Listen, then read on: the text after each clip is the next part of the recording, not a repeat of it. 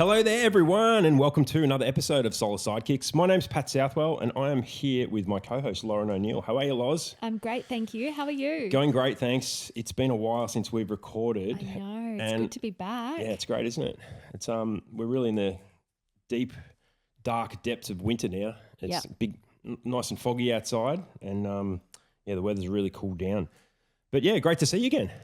I know, it's been ages. I feel like it's been a while anyway. It has. Well, we haven't recorded since we were in Sydney at the Smart Energy Conference. But we've been pretty jam-packed. Yeah, we just smashed out a whole heap of podcasts there, gave us a bit of a break. But yeah, now we're back and back in the thick of it and really looking forward to this episode. Mm-hmm. Before we introduce our guest, I'll acknowledge the traditional landowners of where we're recording this, and let's get into our guest. This is a big one. Welcome, Brendan Laidlaw. How are you, Brendan? Very well, Pat. How are you, mate? Going great, thanks. Going great. Oh, really happy to have you on here. You've been in the industry for ages, mate. Known you for a long time, and yeah, might be a few dirty words dropping around in the next next little while. Every time we mention TVS, I see Lauren cringe a little bit. Oh my god, it's TVS bingo. No, we won't give them too much of a run, but great to have you, Brendan. Yeah, what's been happening recently? You've got a role that you're doing some stuff. What's happening? I work for. It's a bit of a weird one. I work for a business called CEP Energy. We own and operate embedded networks, and then within those embedded networks, we deploy solar, and we also deploy large commercial batteries. And those batteries do energy trading and FCAS to generate revenues. So there's many layers of tech to make it all work. Yeah, that's my job, managing that side of it. Yeah, right. A lot going on there. Mm-hmm. There's a lot.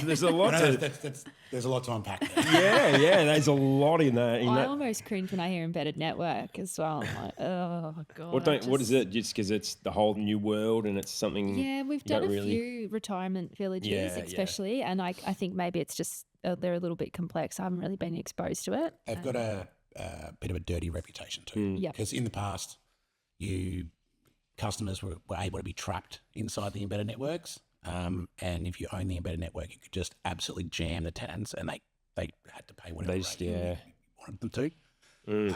But that's now no longer legal. Yeah, okay. That's positive. They have power of choice. If a customer in the embedded network wants to go with another energy retailer, you have to facilitate. You can't block them anymore. You have to, yeah. And that changed probably 4 years ago. But yeah, they were like retirement villages. They were notorious, right? They got elderly people and just extorted them. It was pretty gross. Hey, can I say something else about retirement villages? You'll probably work this out. Doing some work there. What the hell is it with retirement villages and them having maintenance guys who think they're a little bit more important than they are? Have you noticed that? What the hell? Every time I go to do an inspection in a retirement village, you gotta go check in with Ronnie. Ronnie. Oh, Ronnie's gonna check. He's gonna want to know. He's gonna want to know what sort of ladder you've got. He's gonna want to know where you're getting up, where your anchor point is. Have you done a JSA? Have you got the right shoes? Have you figured that? Yes, I've found that. I've done quite a few retirement villages, and they're pretty hard work actually. Compared to everywhere else, like most facilities managers are usually like my best mates. They know all the secrets about the site. They know where all the skeletons are buried, and they can always help you out when there's something going on. But like retirement village ones they're a different breed. Yeah, absolutely. I'm glad I'm just not the only one that has a bad experience with it. No, it just seems to be a constant thing. Like I reckon I've only ever been to one where that wasn't the case. So anyway, a bit off topic, a little bit off topic. Pat's been holding on to that one for a while. Yeah. Oh, it's funny because I'm actually doing a later on the Sava. I'm doing an inspection at aged care retirement sort of place, and I made that same comment. And the guy who owns the company, he's like, "You just nailed it, mate. You just nailed it." This guy is he's the stereotypical facilities manager. So anyway, let's just see. I'll report back on the next episode. I'll report back. All right, Brendan, you've been around ages, mate. Let's go right back to journey at the start of solar. Actually, let's go back to your apprenticeship because you're an A-grade electrician. I am. And what's your when did you start your apprenticeship? What year? About 2000. 2000, yep. No, it would have been 2000. And I was 18, and I was 2003. 2003, yeah. 2003, I started my apprenticeship. Yeah, and what were you doing? I work for a company called Dessa. So Were you a Dessa? Yeah. Oh, mate, we used to call them the data gimps. That's what I was. I was a data gimp, or a data fairy. We used to call them data fairy at TAFE. Because we used to see him at TAFE, and I remember one guy who was a Dessa, and we used to always give him shit because he used to go, you don't know shit, mate. It's just, if it's not a blue cable, you don't know what the hell's going on. That's pretty much what my apprenticeship looked like. So I mostly built data centers for my apprenticeship. So yeah, right. I must have fit off 75,000 data cables and patch panels. They're coming back in again, data centers. They're going up everywhere. Yeah, for sure. But I got to do some, like we did UPS systems for the data centers, and like I was playing with batteries all the way back then, which was which was something I don't think many other people were doing. Yeah. And the big commercial electrical as well. Like we did office fit outs. Yeah. Maintenance. I did when you're a first year in the crew that I was in, basically what you did for your first year was change light bulbs. Yeah, because we had the Coles office maintenance contract. Right. So every morning I'd rock into the office, get given a stack of jobs, and it would mostly just change light bulbs before LEDs. So, they'd blow all the time, and I'd go around with my little trolley and swap it. Fluoros? Fluoros. Yeah. So you're going around with your box and you're taking them out and then you're putting them back in. Yeah. So that's pretty much all I did for your first 6 months. You just be the fluoro bitch. Did you just have a smashing ritual at the end? Well, I had to dispose of them, so you could make it more entertaining. And sword fights and stuff. Or we'd bring them home, and me and my mates would belt each other over the head with them and stuff, living in a share house with a bunch of other feral boys. It just been disgusting. But that was pretty much my apprenticeship. Lots of data and data centers, but big commercial electrical, which did serve me well. Yeah. Because learn a lot, don't you? Don't you learn a lot in those environments? Yeah. Stuff that, especially when I got into solar, most solar guys come out of domestic. Yeah. And I had a bit of a different experience and different skill set. So when commercial kicked off, I was sort of in the prime position to jump into commercial. I didn't need to be taught how to do cable tray. I had put in many kilometres of cable trays. So, that was something that I already had covered. And big switchboards didn't scare you. No. Mate, they still scare the shit out of me. To be honest, if I open something up, it's 800 amp and then a huge buzz bar, I'm like, fucking what's going to blow up here? A buzzing 3,000 amp bus bar does, what you do is you put your hands behind your back. That's what I usually do. Because there's that part of your brain that always tells you, what if I touch it? Yeah. There's always a part of your brain. I usually, when I'm looking at them, I put my hands behind my back just so my lizard brain doesn't do something stupid. I thought the intrusive thoughts win this time. I thought you were saying that because there was something about if the switchboard blows the doors and the escutcheon off, you've got your hands behind your back, it doesn't blow your arms off your shoulders or something. No, if I got my hands behind my back too, I can't drop anything across the bus bars. I'm not going to touch anything. I should be good. Keep them nice and safe. That's great. All right, so and then did you get into? So you got your A grade and all that sort of stuff. Was it long before you got into solar, or you sort of did a bit of other stuff too once you had your A grade? I finished my apprenticeship and I got the sack because I came out of my apprenticeship in the middle of the global financial crisis. Yep. And I think they had 250 blokes. Yeah, they're not around anymore, are they? Are they? No, they've been bought by. Oh, okay. Yep. Engie, I think. Okay. Random. Yeah. So I was one of 150 guys that were let go in the space of 6 months. During the GFC. Yep. And then I went and did smart metering for a bit. Oh, did you? You did that? You jumped on that gravy train? Yeah. That was a gravy train. Mate, you could make ridiculous money at times. Sometimes you make nothing because it was all unit rate stuff. But you're getting paid per metre, aren't you? So you're just smashing from one to the next. Yeah. So if you get sent to the regions, you get screwed because every metre's 10 kilometres from the next one. And you get in the same rate as I did the Collingwood Flats. And the Collingwood Flats, I made thousands a day because they're all on one big panel and I can swap them over in about 10 minutes flat. It was just getting to them and getting your meters there, and that's all that sort of thing that really, it was the logistics that you had to get on top of if you wanted to make good money. Much asbestos in those? Yeah, there was a bit. There's a bit? Yeah. It wasn't too bad, to be honest. And the asbestos stuff, because you're working for a distributor, you always were allowed to just refuse anything you wanted. I sent you a job and I got to it and I'm like, I don't look at that. I'm not doing it. They were cool. Oh, that's actually really good. Yeah. So you just refuse the asbestos jobs. Same as you get to sites and there's dogs, Yeah. I'm not going to do it. Psychotic customers, because the smart meter rollout, you know, it was probably like when cookers were first kicking off, to be honest. And they're like telling us that the smart meters are going to give them cancer. Oh, that shit. I know, all the radiation stuff. Yeah. And did you go to places that had signs up and shit going, don't put this in my place. Yeah. I don't want to fucking... Yeah. And we just wouldn't touch them, right? Like, I had a guy, like, people threaten me, you know, when I'd rock up. I'm like, no, I'm just here to swap your meter over there. Like, no, fucking get out of here. They got knives and shit. You're like, decline. Yeah, bro, no worries. I'll just go to the next house. I don't care. Right? And then, you know, I think PowerCore would, at the end, they would like go back with like customer service reps and try and pick up the difficult ones at the back end of the project. That was the plan. So were you just rolling it out for PowerCore? I did City Power PowerCore. Yeah, I just worked for them. Yeah. It was City Power was good because like close, but PowerCore I did spend a lot of time out in the regions. That was hard work. Yeah. Okay. Yeah, trekking through farms, trying to find a meter on like a 20 yeah. farm. Like, Yeah. You know, Also reception's limited as well. You got yeah. kind of striping around, hoping for the best. It was a bit of a pain, but yeah. I was young, you know, like so you're staying away all the time. And it was all right. Like it's not like now where you got, you know, kids and a family. It's a bit trickier, but but it was a good time, to be honest. Yeah. And then that sort of like dried up pretty quickly. There was, and that's when I got into solar. I was going to say that would have been around the time when you started.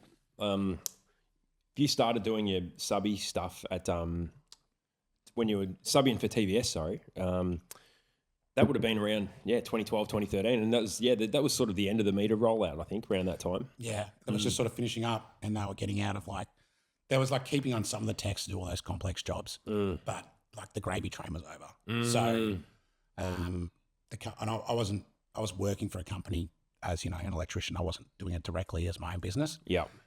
So they said, "Oh, we're closing in this division," and you know, solar was again.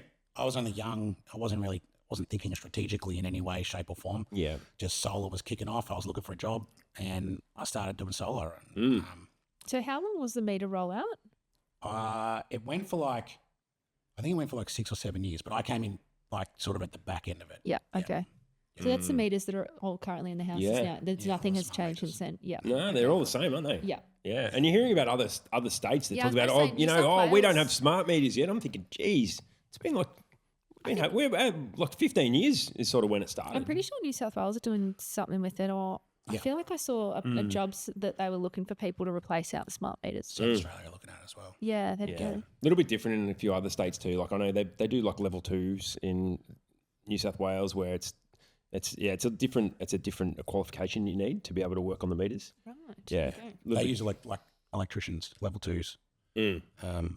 Like the solar installer can do the meter swap over. Yeah, exactly. If you've got your level 2 accreditation, you can do it when you're there. If not, you've got to get someone else to come in and do it. Here, it must be the DNSP. That's exactly right. Yeah. Unless the meter's over 100 amps, then it's contestable. But that's commercial metering. Yeah. Yeah. I only just found out what that meant, contestable metering. I only just found out a couple of days ago. There's nothing contestable about it. It's just, isn't it just about the... Well, it just means that... It's a silly word. It's contestable in that a private business can do it. Right. If you're in PowerCore network and it's non-contestable work, the work must be done by PowerCore. Or AusNet or whoever it may be. But when the work becomes contestable, you can get another contractor to do it. There's lots of metering providers like Select Solutions and Mondo, Eureka, and they're commercial metering providers for anything over 100 amps. Yeah, very good, very good. All right, so you're into solar. I think that's where I met you. I was the install manager at TVS.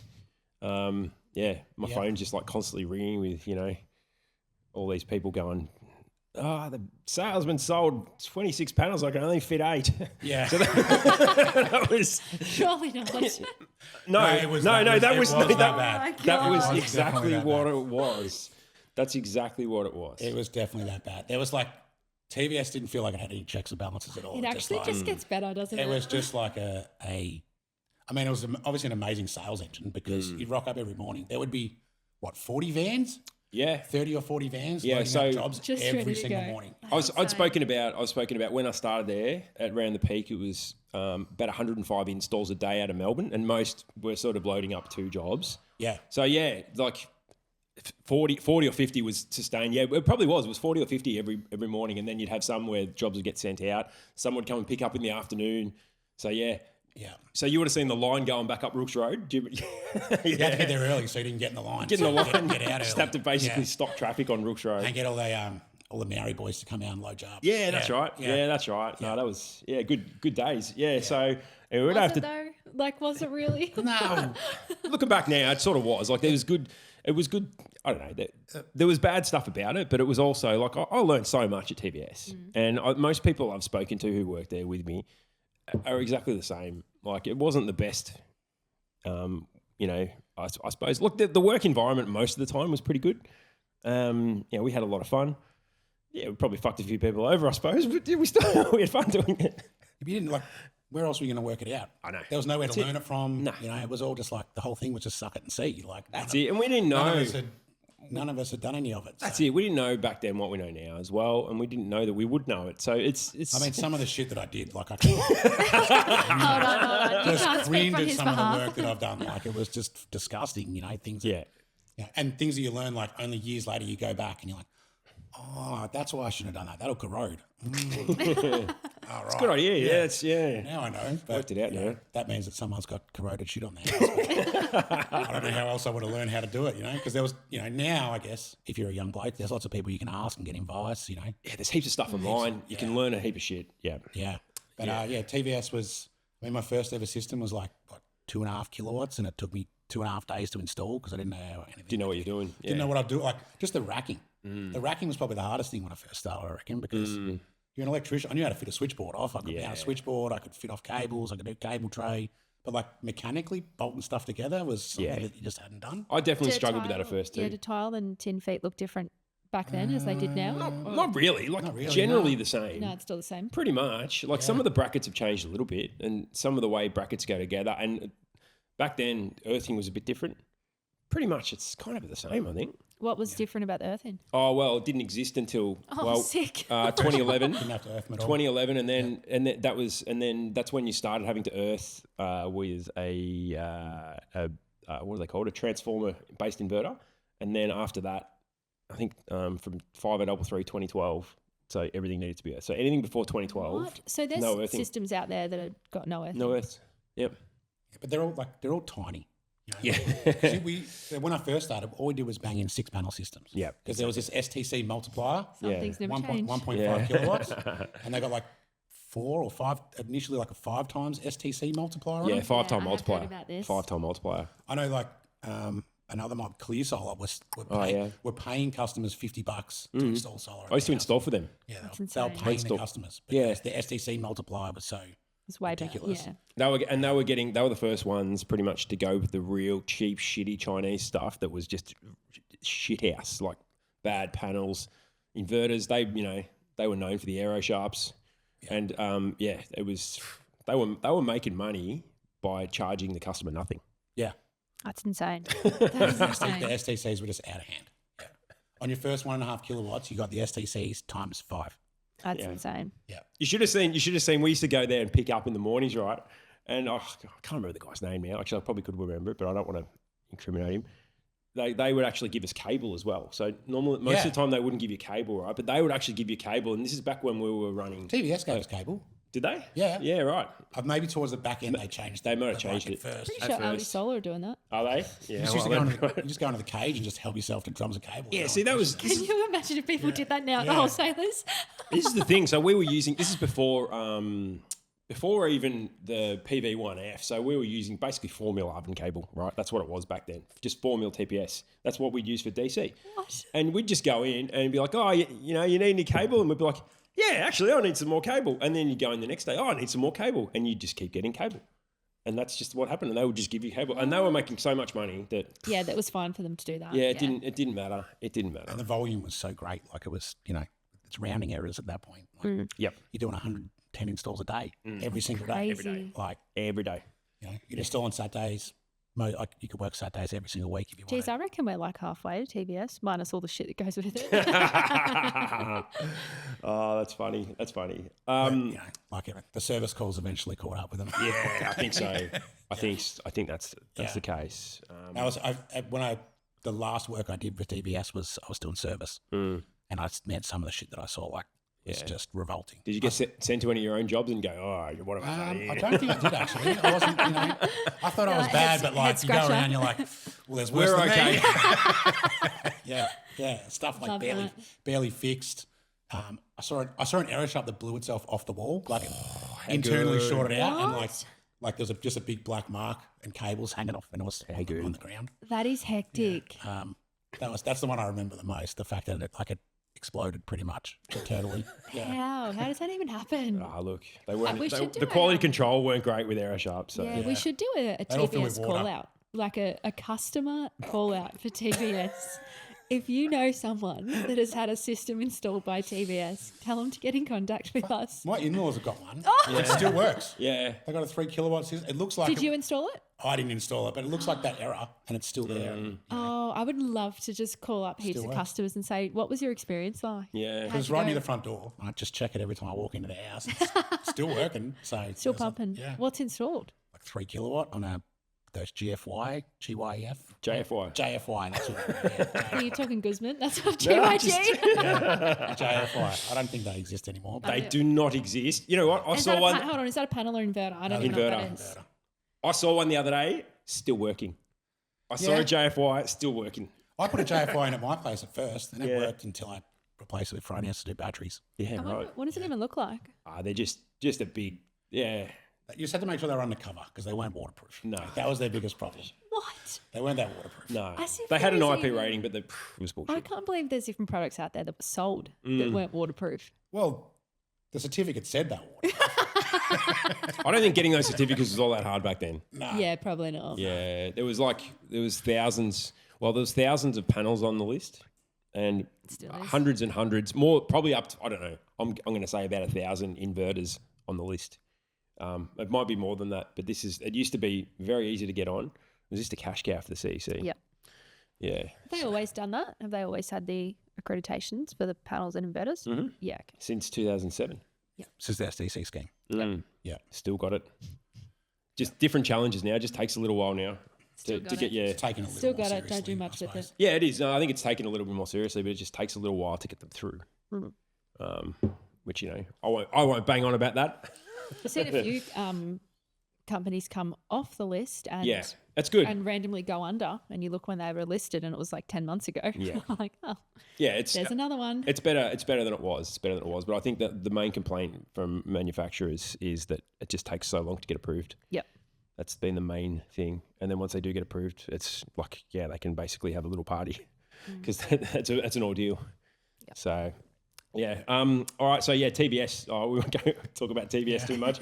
And then you went on your own. Is that right? After that, there was a bit on between there. No, so I was working for like just a small contractor. Subbing to TBS, but we subbed to a few. Like we worked for Origin. A few other ones. And then they managed to pick up some commercial jobs. Yep. And that was sort of. And you're like, here we go. It's my time. I enjoyed big commercial jobs, and because I'd done in my apprenticeship, I was pretty familiar with it. So they basically put me in charge of their commercial installs, and we were installing for like Autonomous Energy. Yeah, yep. We did AGL Origin commercial jobs. Yep. I did. At the time, I think I may have had the biggest system in the country under my belt for like a week before I got it overtaken. That's really good. How big is it? 500 kilowatts out at the Toyota factory. Oh, the Altona one. Yeah. That was Autonomous Energy, wasn't it? Yeah, that was Autonomous. Yeah. We did that. And I think Sydney Market at a megawatt finished like a week later. So, damn it. Is that the one on the sawtooth roof? Yeah. That was, man. A sawtooth roof is not a fun place to work. No. It takes a long time to get around. And in the valleys, there's no airflow. You just cook. Like what's cook. This? Oh, it's just the shape of a roof, sawtooth roof. It's just like there's like a big rise. You see, like the old ones that look like they've got. Oh yeah. And because you're working in those like valleys, there's no airflow at all, and like there's just everything's reflecting. At least on a rooftop you get a bit of breeze. Yeah, of course. No, that makes sense. So you just get baked, and we've done it over like February and stuff. Oh gosh. I did that for a little while. And then... So you were installing them as well? Yeah. Yeah. So I became like a site manager. I'd run a crew. We'd have like 10 to 12 guys on site. Doing anywhere like lots of 99s. Like 99s were just kicking off then. And then I got my first job off the tools after that, and I went to Energy Matters. What the hell? Where, you know, to this day, like, it was a great place to work, to be honest. And the alumni from that business, like nearly everyone I know in solar comes from working through Energy Matters. Like I know a lot of people and got like a network. I was dealing with contractors all around the country. And to this day, you know, I've still got guys I can call in Sydney and Brisbane, Perth and Adelaide. That's because, really cool. you know, I dealt with them at Energy Matters. I did that for, I think I was there for probably 2 years. And what were you doing there? I initially was called the technical supervisor. Oh. And my job was to sit there with all the sales guys and stop them from selling bullshit. That was like, there was like, you know, because they had like a sales pit, there would have been Snake pit. 20 guys all on phones. Energy Matters, like, I mean, probably their main thing was that their website generated. That was the big thing, wasn't it? Generated leads like you wouldn't believe. Yep. So they had, you know, hundreds and hundreds of leads. And yeah, my job was just to sit there and just, you know, leash the sales guys and make sure they didn't do stuff that was nonsense. So like you know, I was like a quality control, I guess. I sat between the sales guys and operations and made sure everything was okay before it moved on. So you're the bad guy as far as they're concerned. Yeah. You know, I'm like, no, you need to add more money, or no, you can't do this. You can't do that. But I told him I could. I'm like, yeah, well, I don't care what you told him. Like, it's not going to work. Yeah. So I did that for a while, and then that was then their commercial division was getting bigger and bigger, and then I became project manager, and sort of I've done similar roles to that ever since. So yeah, probably 2.5 years at Energy Matters, tech supervisor, then project manager, and then I took on I became the technical manager at Enviro Group, which was probably the other, at least in Melbourne, the other business that was doing like sort of commercial work, and Enviro Group, again, I've got great mates from that place, great alumni, people that I know after working there.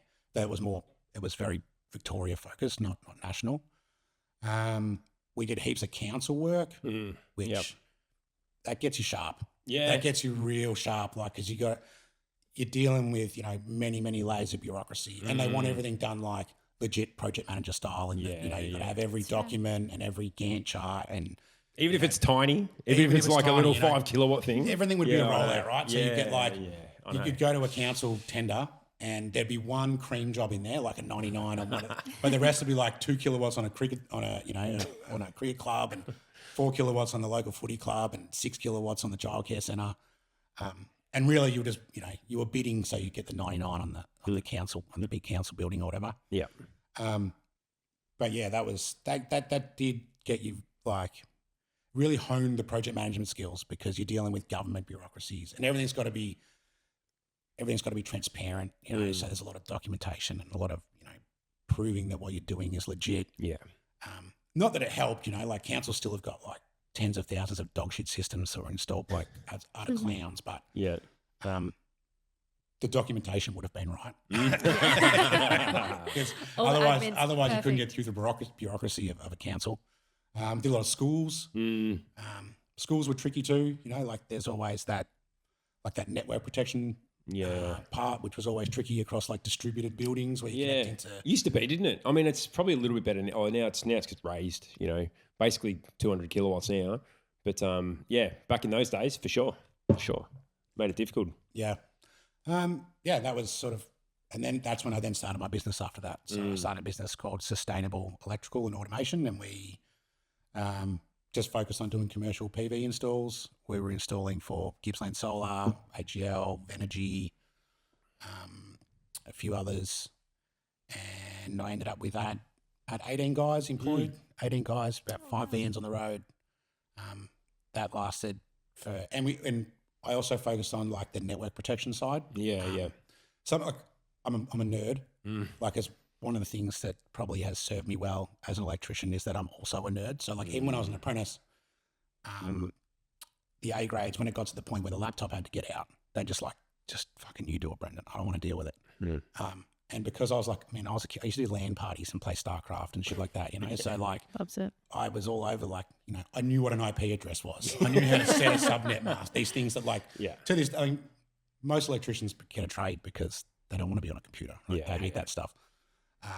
So I was, you know, generally found that I was better at things like dealing with metering, dealing with network protection. The real technical side of it. Connecting the monitoring to the customer, to like a council network. And so I sort of focused in on that. And then at my business, I sort of offered that as a consultancy service. I would build network protection boards for people. Yep.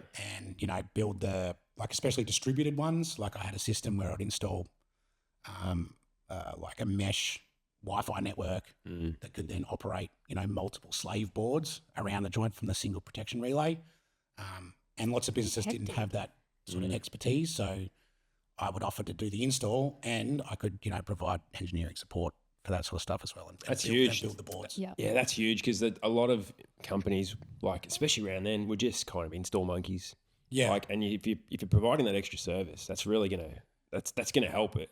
You would have got a lot of good reviews, I reckon. I think I think it went pretty well. Like that's what I mean. Running a business was something that was, at first I was not making any money at all, but that was just like a learn. I knew how to do electrical, but I didn't know how to run a business. Yeah. Towards the back end of the 2 years, we were just starting to come good. I, started to get on top of, being a manager and being a business owner, and then disaster struck. And my factory burnt to the ground. I was about to ask you about this, and you got to this, yeah. To this day, I'm still convinced my landlord may have deliberately burned the joint down. But I was in a factory that was, I was just leasing like the back section of a factory, and the rest of the factory was a office supplies, like wholesale office supplies guys. And a lot of paper? I'm not sure that competing with Officeworks was necessarily a good position to be in, because I remember the bloke there that ran it was just seemed to be always stressed about everything. Yep. And when it burnt, it burnt hot. Like the steel beams had like folded up into like knot shapes. What'd you lose? Like a heap of stock, everything. That really put me in a bad place, because we'd just taken delivery of like three. It happened on a Saturday night. We'd just taken delivery, I think it was, of a 300 kVA worth of inverters from Energy, and they were in the warehouse, and then they went up. We had panels, and like one of the things with the whole idea of having a factory is that you can get stuff shipped there, and you can go out to site, and it's safe. In the factory, it's safe. It's not on site. No, of course. You can ship it out there. And then the next day, I had to go and max out all my accounts, buy everything to keep the guys moving, keep jobs getting installed. And at that point, like I must admit, even I started to struggle too. I really sort of fell into a bit of a hole, because it just became a little bit insurmountable. Yeah. And then I was lucky. I managed to sell my business at that point. Yep. And I was purchased by Gippsland Solar. Yep. So Gippsland Solar were looking to expand, out of Gippsland and into Melbourne, and they basically just wanted bodies. The sale, I wouldn't say I made a heap of money out of it, but I squared everything up. Yeah, got you out of the pickle. Yeah. Yeah, I managed to square everything up. And that was that really did sort of save everything. So I wasn't in a really bad place. I went and worked for Gippsland Solar for a little while, but I don't think they really needed me necessarily. They wanted my guys and my vans and all that sort of stuff in Melbourne. So I was probably there for less than 12 months. Yep.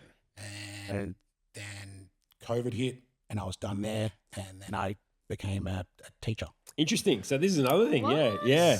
So you went and got your Cert 4 in training education? Yeah, I did. Yeah. Random. What the hell made you do that? Like, because I've always thought of that. I've always had trainers coming up to me, going, "Oh, you need to do this. You go do this, and you'll be able to be a trainer for the rest of your life." And I'm like, going, "Yeah, okay. I don't know if I want to be a trainer the rest of my life." But how did you get that part of it? Did you just get sick of people telling you Nah, I was working.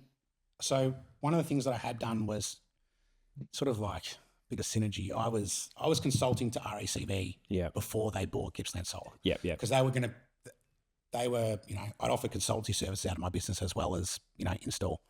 And I was helping them. They wanted to start their own solar business. So before they were going to purchase someone, they were thinking, how do we start it? And that was what I was helping them with, starting their own solar business.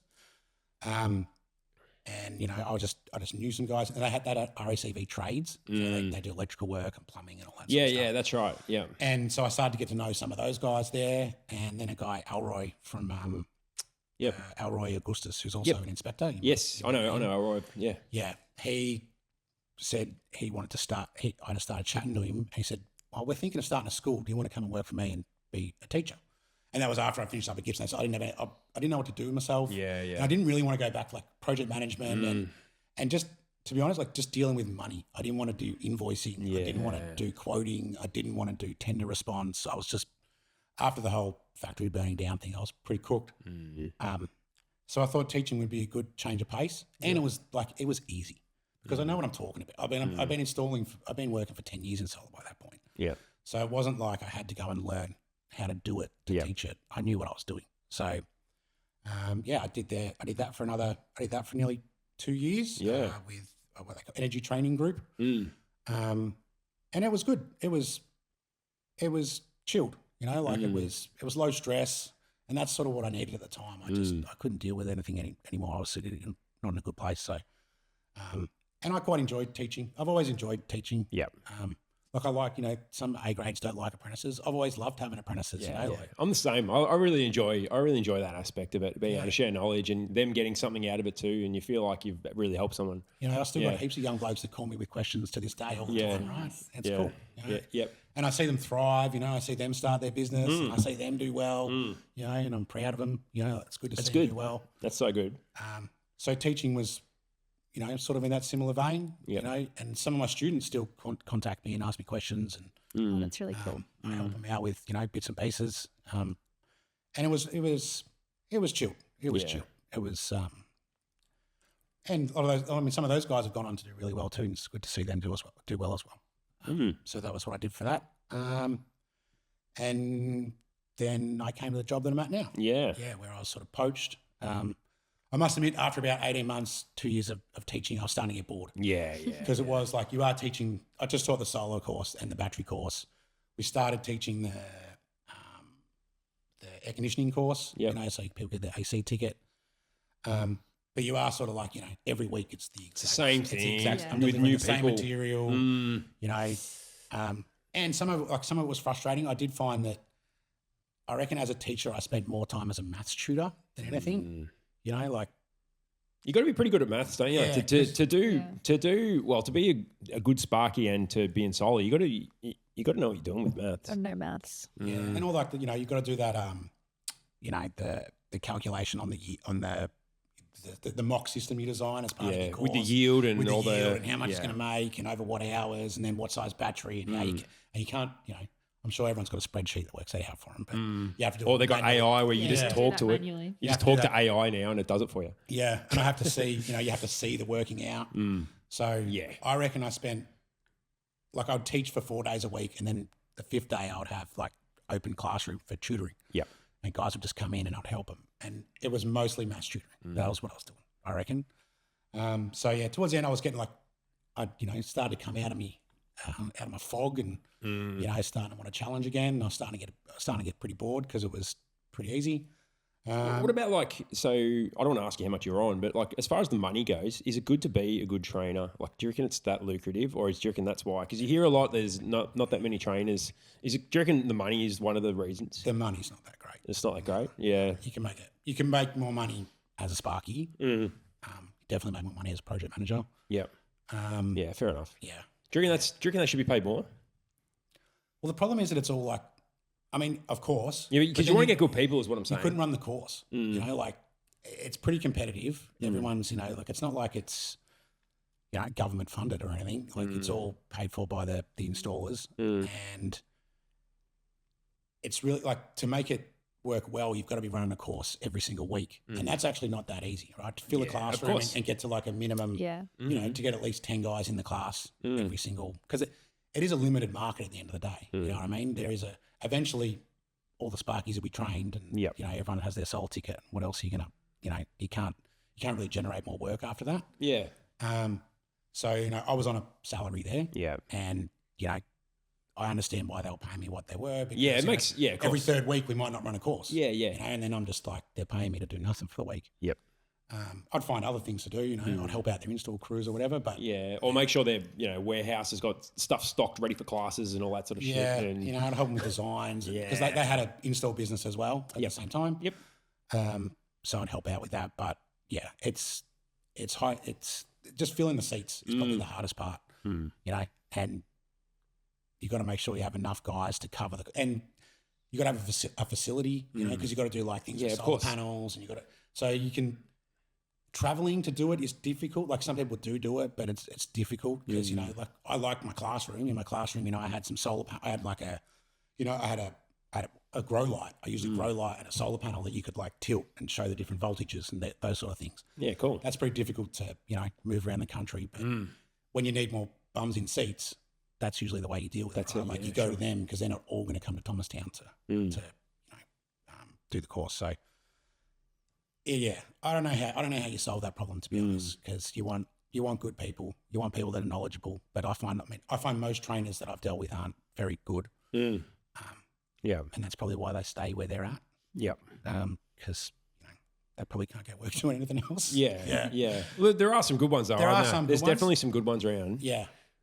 But I know what you're saying. I understand that. Yeah, because I think about the first course I did.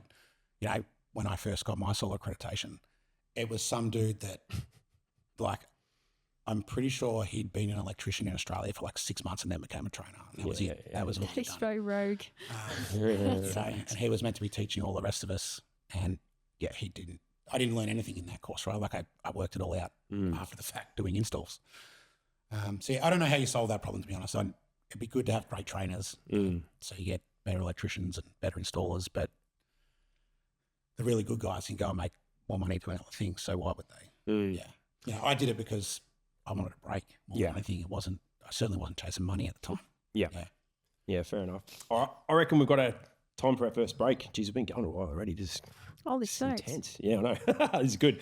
All right, we'll go to our first break. How you feeling, Loz? Good? Yeah, good. Yeah. I've learnt so much. Yeah, that's good. That's good. Still teaching. Yeah. All right, I want to talk, when we come back from the break, I want to talk a bit more about what's happening in the market today. A couple of topics I want to cover with you, Brendan. One of them we were talking about with a few messages earlier this week. So I want to cover a little bit of that. So we'll go to our break and we'll be back in just a few moments. Tired of scrambling for CPD points at the last minute? With Southwell Solar Training, you can earn all 100 points for your accreditation without leaving home and without wasting time on boring, irrelevant courses. Our online training is practical, compliance-focused, and designed by industry pros who've actually been on the tools. Learn at your own pace, get your certificate instantly, and stay compliant without the stress. Check out the full course list now at southwellsolartraining.com.au and get your CPD the easy way. All right, we're back from our first ad break. That was a strong start. That was awesome. Yeah. Good. Really good. Yeah, I hope it was good. That was really awesome. I learned a lot about you, so thank you. No problem. Really good. I want to talk a little bit about what's happening at the moment. Brendan, we had a bit of a conversation through messages this week talking about some of the, I think you sort of spoke about some of the barriers as to why people aren't getting solar in C&I, I suppose, and that was to do with the switchboards and what's been happening and people not modifying. What do you reckon? You give us a little bit of a rundown on that? Yeah, what's this? So, I mean, probably the biggest challenge in all commercial jobs is getting a connection point. You tend to be installing very large breakers. Yeah. You know, like even for like a 100 kilowatt system now, you need a 200 amp breaker with your 1.25 multiplier on the 160 amps. That's usually not too, like most switchboards, you might find somewhere to bolt on, a 250 amp motor case circuit breaker. How big are they? Physically, like, the 250 amps start about, sorry, I'm away from the mic. They start about that big. Sorry, can you just explain that? It's about 7 inches. Yeah, probably like 150 mil by 150 mil. Sorry, me talking in inches. Yeah, I'm talking. That's very imperial nonsense. I don't know. I did my apprenticeship with my dad, and it's just stark. It is just stark. I talk in feet. I can talk in both. It's all good. Yeah. So that, and then as they go up in size, they get physically bigger. You go to, a 630 amp would be more like sort of 220 mil square. Much larger. And obviously you need the bus work that they can connect to.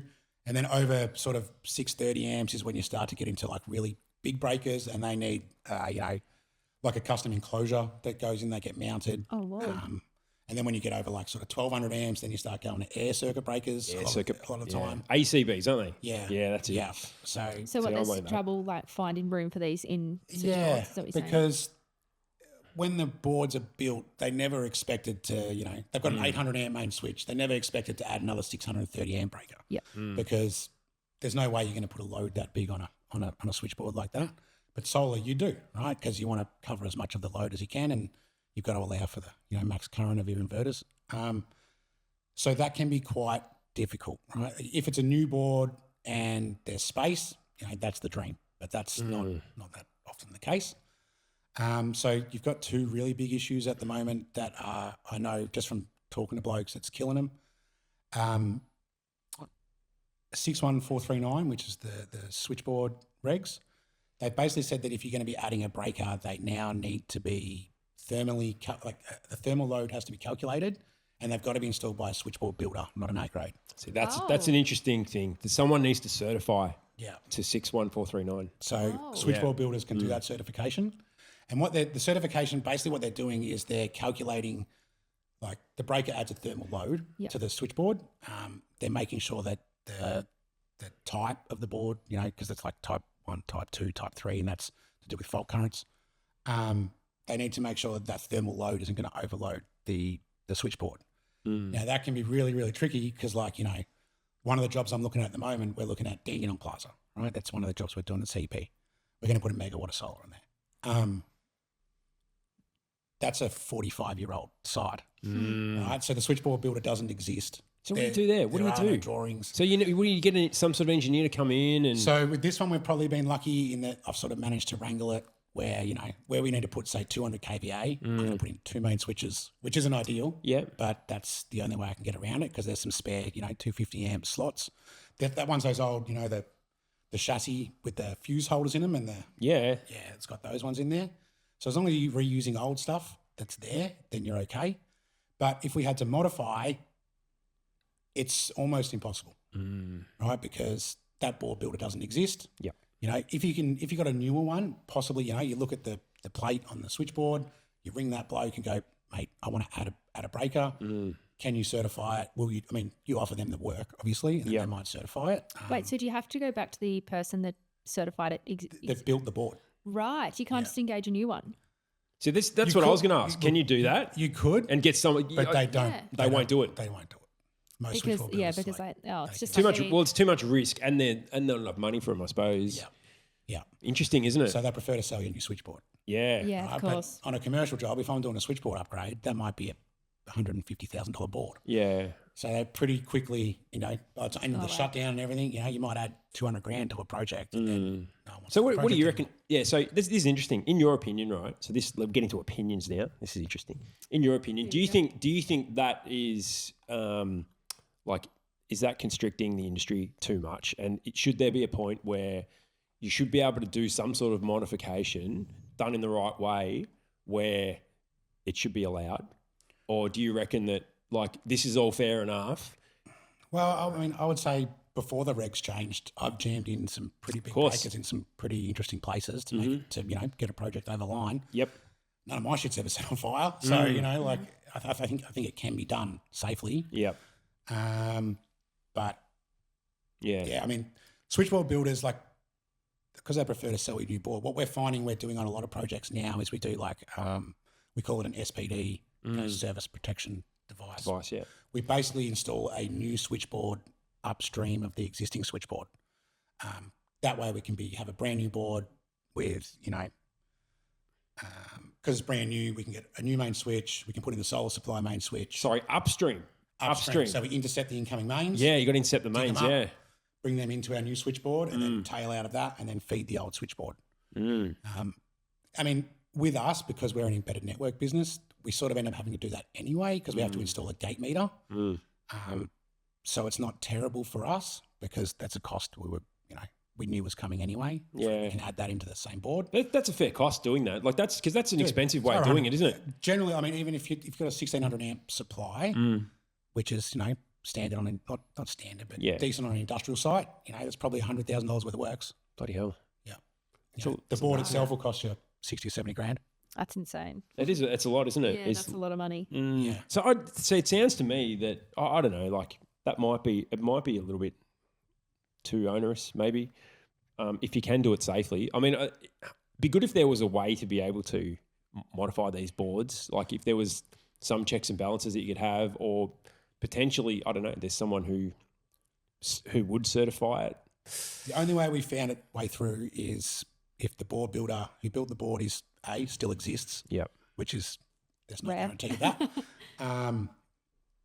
They'll be the ones that are willing to do it because they can do the calcs, right? Because they've got all the shop drawings. Yeah. Because a lot of us to do with, I mean, if anyone's seen a big commercial switchboard, Yep. each breaker might be, you've got the chassis sections with like, bolt-on Yep. breakers, but then you'll see other breakers where each of them are in their own little box. Yes. Right? And that's all for thermal load. Yep. So the volume of air inside that box is what they're running the calculation against. Yeah. How much airflow, how much air is it in, crazy. can it shed the heat? And that's all calculated by a switchboard builder, and then they certify it. Then again, if you're talking about a board that is like 30, 40 years old, the requirements back then weren't what they are now for that. You're basically fucked. You need to You did. Yeah. So you do like even extensions are tricky because a lot of like switchboard rooms, there's no room. Like they built the switchboard in a commercial site's usually in like a concrete plant room somewhere, and the board, they didn't build the room any bigger than they had to. It's a plant room. It's unproductive space. The architects make it as small as they can. So you've got the board, and then there's a metre either end and a metre either side of it, and then that's it. So I want to add another tier, and a tier is 600 mil wide. Yeah. I can't get my clearances, so it can't be done. So that's why, again, we end up intercepting mains. Yeah. Sounds like of that. the way to go. The other one I wanted to ask about, which is similar topic and something we sort of spoke about a little bit, was the summation of supplies. So, and we've just released a course on that. So I'll give my course a little plug on that. But it's and those that don't know about that, it's basically when you have a supplementary supply, which could be a solar inverter or a battery inverter, something that's different to the mains, so to the grid supply. You need to add that on to any supply calculation. So you need to be able to assume that you have your grid supply plus your supplementary supply, which effectively becomes your total supply. So your available supply is higher than it was, and that may then mean that you have buzz bars or jumper cables feeding conductors, which may now not be fit for purpose, and they could potentially burn out. Is that something you see on commercial type boards? Because Definitely. Yeah, you do see that. Let's say I had a commercial board that's got a 1600 amp main switch. Yep. The bus is usually rated to 1600 amps. Yep. Right. And then I want to add a 630 amp, 800 amp breaker for the solar. Yep. So, the argument is that theoretically I could be getting 1600 amps from the grid. Yep. Plus my 800 amps from my solar. Yep. Now I'm at 2,500 amps on a 1600 amp bus bar. Buzz bar, yeah. Right. And then that could get hot and melt. Difficult. Look, I think I understand why, it's ESV have started talking about it, because I can imagine in residential homes, shit is probably melting, because people do like big battery and solar systems now, and you've only got, 63 amp bus bars. That's standard commercial switchboard. Yeah. A residential. Residential. So, ESV don't do tech notes for no reason. Usually something's happened. That's why they put out a tech note. In commercial, it does feel like it does feel particularly onerous because, I can be, even though I've put 800 amps on, I've theoretically added, I'm over the bus bar rating when both are supplying. Loads are pretty predictable, like it wasn't overloaded. Like there was at no point were the loads ever pulling more than the bus bar could handle previously. So they're not going to start pulling more than that after I sold the solar, right? So that's correct, and I agree with that. I think the issue then becomes the next person. So this is the issue. The next person who installs something. So this is the issue in the residential game. Everything's actually fine once the solar goes in, and the loads don't go up usually. But then when you get someone come along and install a 32 amp EV charger that's running constantly, all of a sudden, and usually, someone who installs EV chargers is not everyone, but they're not going to be as schooled on the summation of supplies, and they're not going to understand it as much. They're just going to basically whack in a breaker and think, oh, it's all fine. Now, all of a sudden, they've got a problem where that could be overloading the buzz bar. May not happen as much in commercial. That's probably less likely to happen. And you'd hope that the people that are working on those boards have got a bit of an idea what they're doing. Yeah.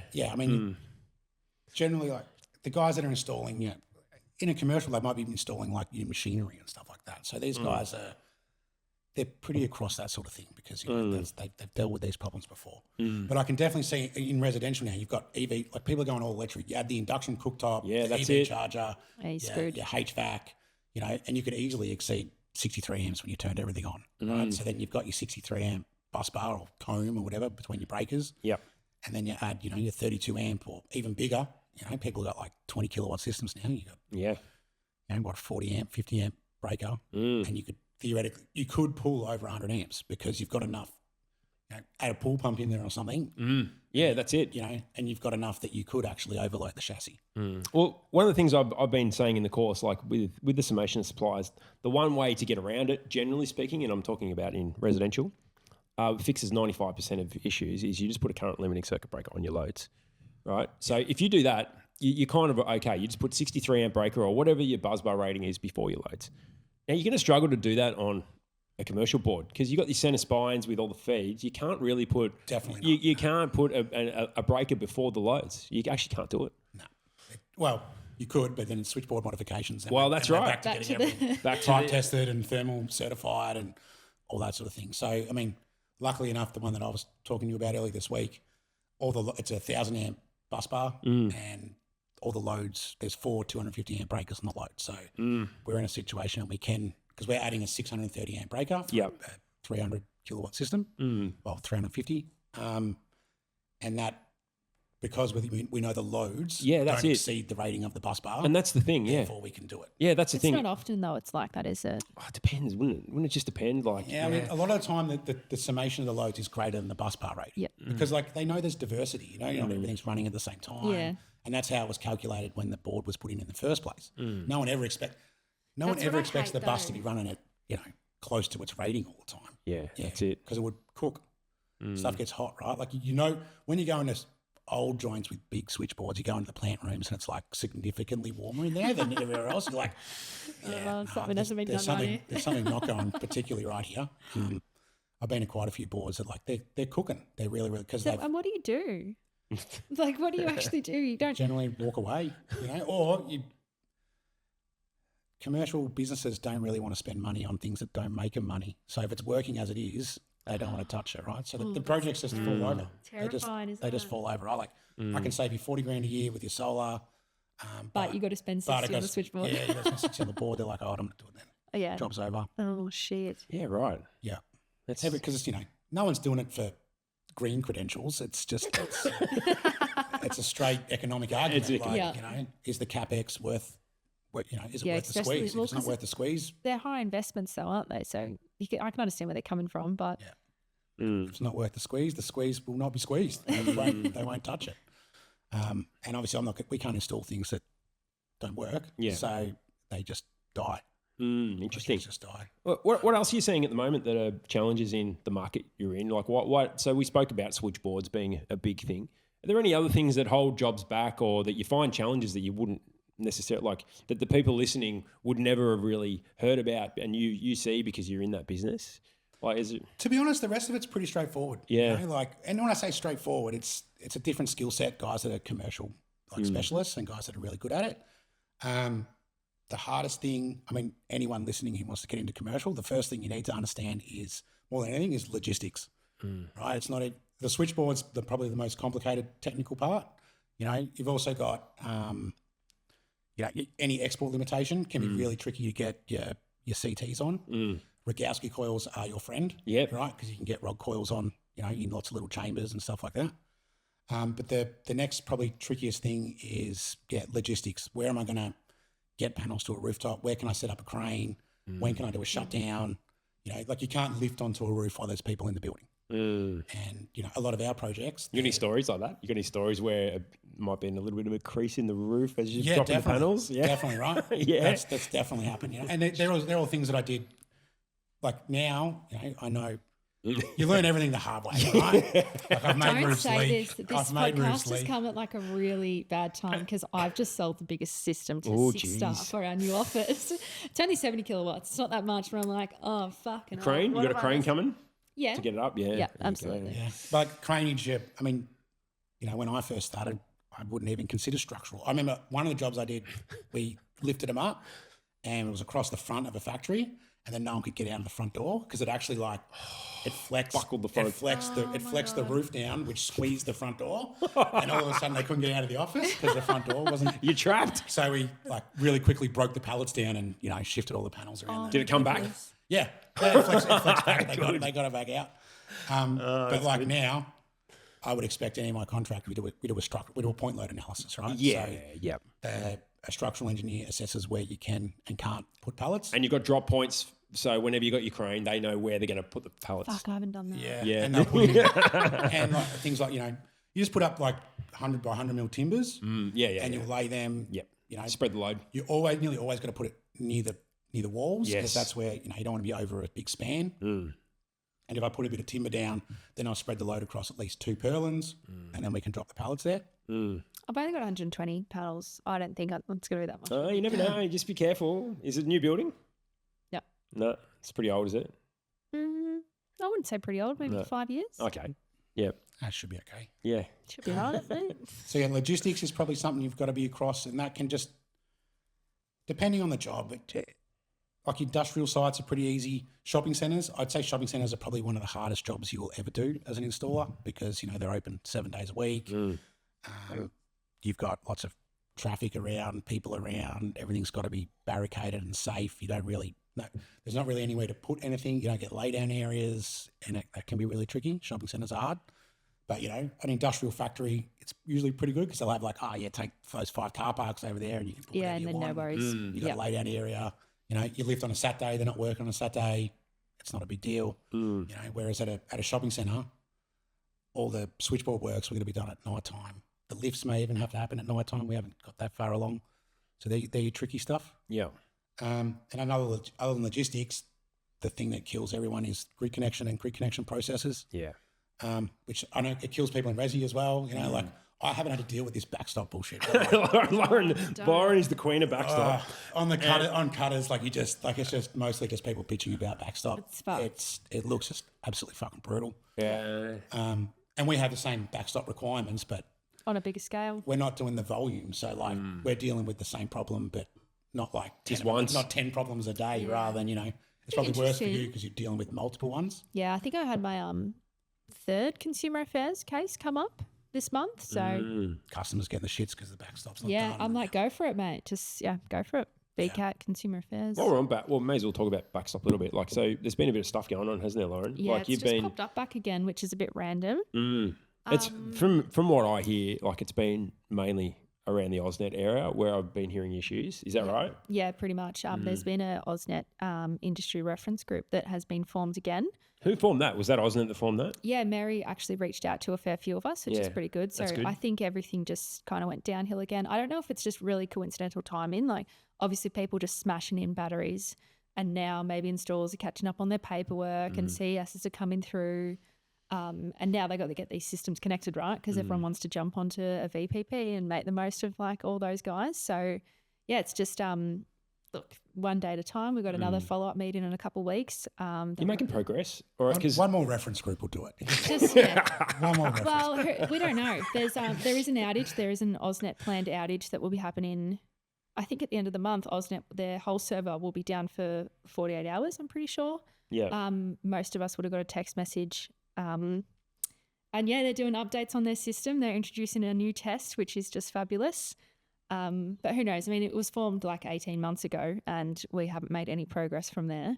And some people, like customers, installers have got up to like triple digits worth of applications that are not connected. fucking hell. Yeah, which is fucked. And it's coming out of their pocket, paying these customers back. And, you know, it's just like every day I get an angry email, I get a phone call. Is it done? It was sunny today. I'm like, oh, yeah, all right, no worries, but you weren't fucking exporting. So, Yeah. so I can't, it's just, Because they've got to be exporting, don't they? yeah, you got to be exporting. Is it a kilowatt? Is it minimum? Is that what it is? You've got to be exporting minimum a kilowatt? minimum a kilowatt. Yeah. And then it's always has to be, AusNet have to be sunny for about 3 days for the test to go by. But United and Powercore, they're pretty sweet. How do you get 3 days of sun at this time of year? It's not like it happens, but not very often. It's ridiculous. And then you got OEM saying they're the problem, no, they're the problem, and it's just like. So are we still in this blaming circle, are we? Or is everyone just pointing the finger at AusNet now? A bit of both. A bit of both, I think there's a bit of both. I think there was a lot of growth from all the manufacturers over the battery rebate, and maybe there wasn't enough testing done prior. Interesting. Yeah, it is going to be interesting, but it's good to see a secondary meeting. We never got a secondary meeting 18 months ago, so. But it's nice that they're bringing installers to the table and OEMs. We'll see where it goes to from there. Something's got to be done. It's just gone really shit again. What about Powercore and United? Like, are they? No worries. No problem. Yeah, you having any issues? I haven't heard of anyone have any issues on those networks, but I could be wrong on this. They just haven't reached out to me. Let's say well done to Powercore, United City Power. Like that's great. Yeah, they've done really well. They're very transparent as well with what they're doing and who they're working with. And very responsive as well. So their whole portal and website is just insane compared to AusNet. So we'll see what comes out of it in a couple of weeks' time. But yeah, hopefully it gets better. I would say in the commercial world, the one that kills you the most is Jemena. Is it really? Yeah. Which is interesting because you don't really get much issues. So I think we like CCEP, you know what CCEP? Yeah. So over 200 kVA, everyone, as far as I'm aware, all the distributors other than Jemena are happy with CCEP. Yep. And CCEP's, it's pretty straightforward. I install a router out there and I get my stuff connected to the internet. Yeah, everything's sorted. And then I'm sorted. Jemena want SCADA. So SCADA, for anyone who doesn't know what SCADA is, it's like an interface with the control of the network, the distribution network. So you've got to have a PLC on site that interfaces with a Jemena modem, and then they can do their dynamic operating envelope via SCADA.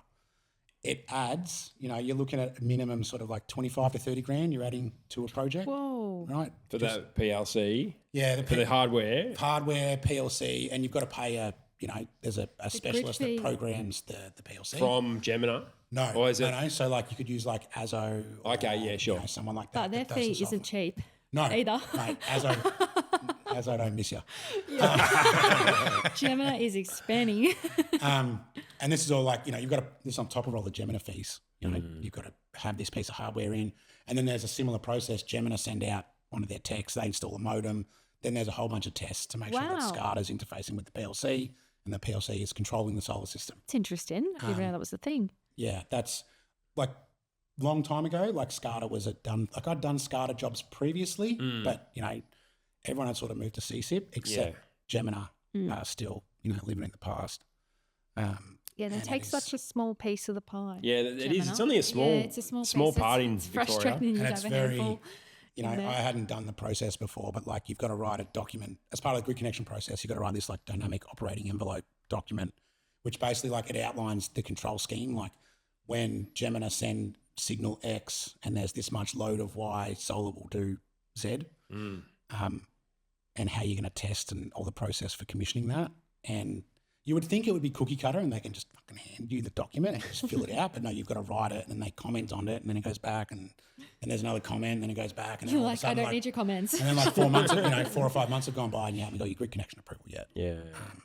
And the customers walk at that point?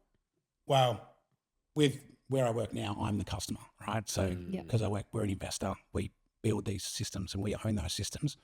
I'm not going to walk away, but I could see why customers would. Yeah, they'd just go, no, I'm not doing that. Yeah, because, they make it very clear to not start installing before you've got, grid connection approval. And when it goes on, I couldn't imagine running a solar business and winning a job and then 6 months later I'm still waiting for fucking approval from Jemena. That would just, what a nightmare. Or I'd kill you. Sometimes happens with us. Yeah. Working in builders, meters, temp meters. Yeah. Yeah, it would just absolutely kill you. It's just so overly complicated. It doesn't need to be that way. And they've been talking like about changing for like 18 months, but who knows if they no changes. No changes. I can assure you at this stage, no changes because I'm dealing with it. You're dealing with it. No changes in the thick of it. with AusNet either. Yeah. Well, I reckon, Brendan, I want to know a bit.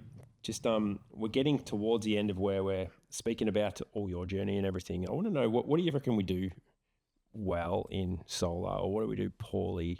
Like a bit of a state of the market, I suppose, from your point of view. What do you reckon we're doing? Or is it what we've learned over the years? You've been around for a while. What do you think we do well? I mean, other than like just the solar coaster, sales going up, because we've got, and that makes it hard to keep skilled blokes, around and engaged. Like I speak to guys and it's like, oh, we're 40% down on sales compared to last year. How do you keep guys employed? How do you keep good people on your business? So then when the next big job comes up, you've got the guys that are capable of delivering that. That's probably what I see that hurts guys the most. Just the consistency, the flow of work, And again, like I'm always coming from a commercial background. It's a different set of skills. You need a different, you need a different sort of electrician who's got a different set of skills. And because it can be quite lumpy, right? Like you get a meg that keeps you busy for 3 months. But then at the end of that, might have 20 blokes on that job. And then at the end of that 3 months, do you have anything? You deploy them. Yeah, where do you put your guys in between? And then what do? You run resi and commercial. Then the commercial sparkies, they get back on resi. They're like, oh, fuck this. I don't want to be doing it. I'm here dealing with homeowners. I wish I was doing the big jobs, and they don't want to deal with the resi jobs. So then they end up leaving. And then, then your next megawatt lands and the blokes that were good at that work, or ladies, they're not available, right? You don't have the staff that can do it. So I think that's tricky. So keeping that balance, you reckon that's just a really hard thing, and we haven't quite nailed it yet, have we? Yeah, I mean, when I ran my business, like the amount of times I would have, you'd have a 500 kilowatt install booked in, and a week out from install, I was a subby. I wasn't EPC, but they'd call you up and go, oh, it's been pushed back 4 weeks. Are you like sick? I haven't secured any work. 15 blokes that I had them. They were coming onto that site next week. Now where do I put them? And you start ringing around. You end up loaning them out to other guys to try and just so you can get some money in the door. And you're losing money on every hour they work in that time, but you're hopefully just trying to lose less. Yeah. So I think that's really tricky for guys. But like in terms of install, I mean, I think we've come leaps and bounds. To be honest, like being around for long enough and the shit I have seen, I think probably done a little bit as well. Yeah, and done, you learn everything the hard way. Yeah. There's so many things that I did that you would never do again. Just design things. Especially things that happen over time, like corrosion and things like that. There's a lot of things that I didn't think about years and years ago, but now I've gone back to old systems that I've done, and I'm like, switchboard's got like rust down the bottom of a hole. I'm like, oh, that's why I should have used aluminium. Yeah, right. All my jobs going forward, if there's an outdoor board, it's aluminium or stainless or whatever. And I think a lot of the guys have learned those lessons, so it's 1,000 times better than it was. The install quality is 1,000 times better than it was. Yeah. Guys I find most sparkies do. And so I think it's treated a bit more seriously now too. Like, definitely. I agree. We're not the poor cousin anymore. Yeah, I mean, going back to when I was an apprentice and I was a data fairy, and always sort of looked down because I did that as an apprenticeship. I know when I first started doing solar, other sparkies were very similar to that too. Yeah. But now I think it's complicated enough, like especially with backups and batteries, and the guys have to have a certain amount of skills, and that probably demands a bit more respect around the industry from other electricians that do different work now. So, and I think that's important for guys. Like, guys want to hold their head high. And for sure. Every electrician thinks they're the greatest electrician who've ever walked the earth, right? We all think we're the best. Like, I'm way better than you, Pat. Yeah, of course. Yeah. He's a fake one anyway. He's a fake I'm not even an inspector. I'm just an inspector, mate. He's just an inspector. You know how they say, that if you can't install anymore, you become an inspector? That's bad. I'm not denying it. Guys want to hold their head high and, for sure. They're big dog tradesmen. There's definitely a part of that. It's a bit of a macho culture. So, for sure. Getting a bit of respect from the rest of the industry, I think, has definitely helped as well. They're probably that's how I sort of see it at the moment. It's just consistency of work, and I don't know how you'd ever fix that, because you're always going to have rebates coming and going. And I don't think it's going to ever change, really. The only way it would change is if they stripped every rebate away. Yeah, let the industry collapse. Thousands of dudes would lose their jobs. Like, I don't think that's a good outcome. And then just let it go organically from there and never touch it again. Yeah, but that might be the only way to do it. But I don't think that's a good outcome for anyone. I think that's a terrible idea. People say that that's what they want. You see a lot of people say, get rid of all the rebates. If it wasn't for the rebates, we wouldn't have an industry. No, that's it. We wouldn't have learnt half the shit we've learnt. The fact that we've got thousands of skilled blokes around the country that can do this work is only because of the rebates. Of course it is. If it wasn't for those TVS days when the rebates were like they were, See, Loz? but I wouldn't have started in there. That's right. Like I would have been a young bloke and I was looking for work and I would have gone into something else. I wouldn't have been sold. Data fairy for life. Yeah. I'd be just click with my Chrome tool, just smashing out badge panels. It'd be a very satisfying job though. Yeah, I don't know, just like looking at all the cables all connected. You get over it pretty quick. I'll just... I fit off frames that had like 1,000 cables coming into it. That is sick. So you'd be there for pretty quick on the Chrome tool, eh? weeks, like working in a space this big, just like on a chair with like 1,000 cables hanging out of the roof and just, all right, I need the next 10. And you'd find the numbers and fit them off. And the next 10. That is so cool. Love it. Get over it. It gets old after about week 2. Yeah. Well, just before we go into your last thoughts, Brendan, you just reminded me of just a little rant I want to go on. Here we go. Yeah, it's got to happen. It's got to happen. All right, my rant at the moment, and it's a general statement. Yeah, stay back. Just a general statement, and it's not everyone in this category, but I want to have a massive crack at plumbers. All right. Oh yeah, fuck them. Yeah. No, For a few reasons, right? Do you know the amount of people I've been to recently who you have a conversation with them about their electrification journey, and most of them are all really happy with what they're doing, and then gets to the hot water conversation, right? I'm like, oh, have you done your hot water yet? Oh, no. Look, I got it changed over. I had a plumber come in, and I spoke to him about a heat pump, and he goes, they're fucked. They don't work. They're full of shit. It's like, come on. Like, what the hell? Like, how?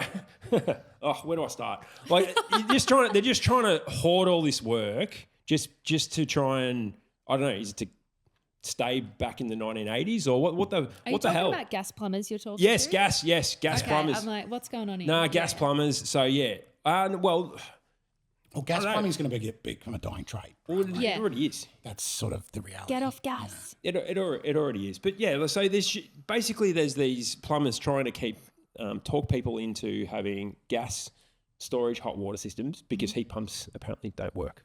Don't work in the cold, like, yeah? No, they just don't work. They're just shit house. They're fucked. They don't work. They're just, you need gas. I had one once and they fucking didn't work. And 25 years ago. Yeah, no shit. And it's like these people, these consumers don't know any better. Like there's all this information out there on the internet. Like, fuck you, Mr. Plumber. Seriously, why the hell would you be telling people this? Yeah, I can't handle it. I can't say I've heard of plumbers not preaching the heat pump training, especially because it's maybe there's a gas plumbers then. So much easier to install. Yeah. I mean, when you got a heat pump, you're not jumping up on a roof, are you? No.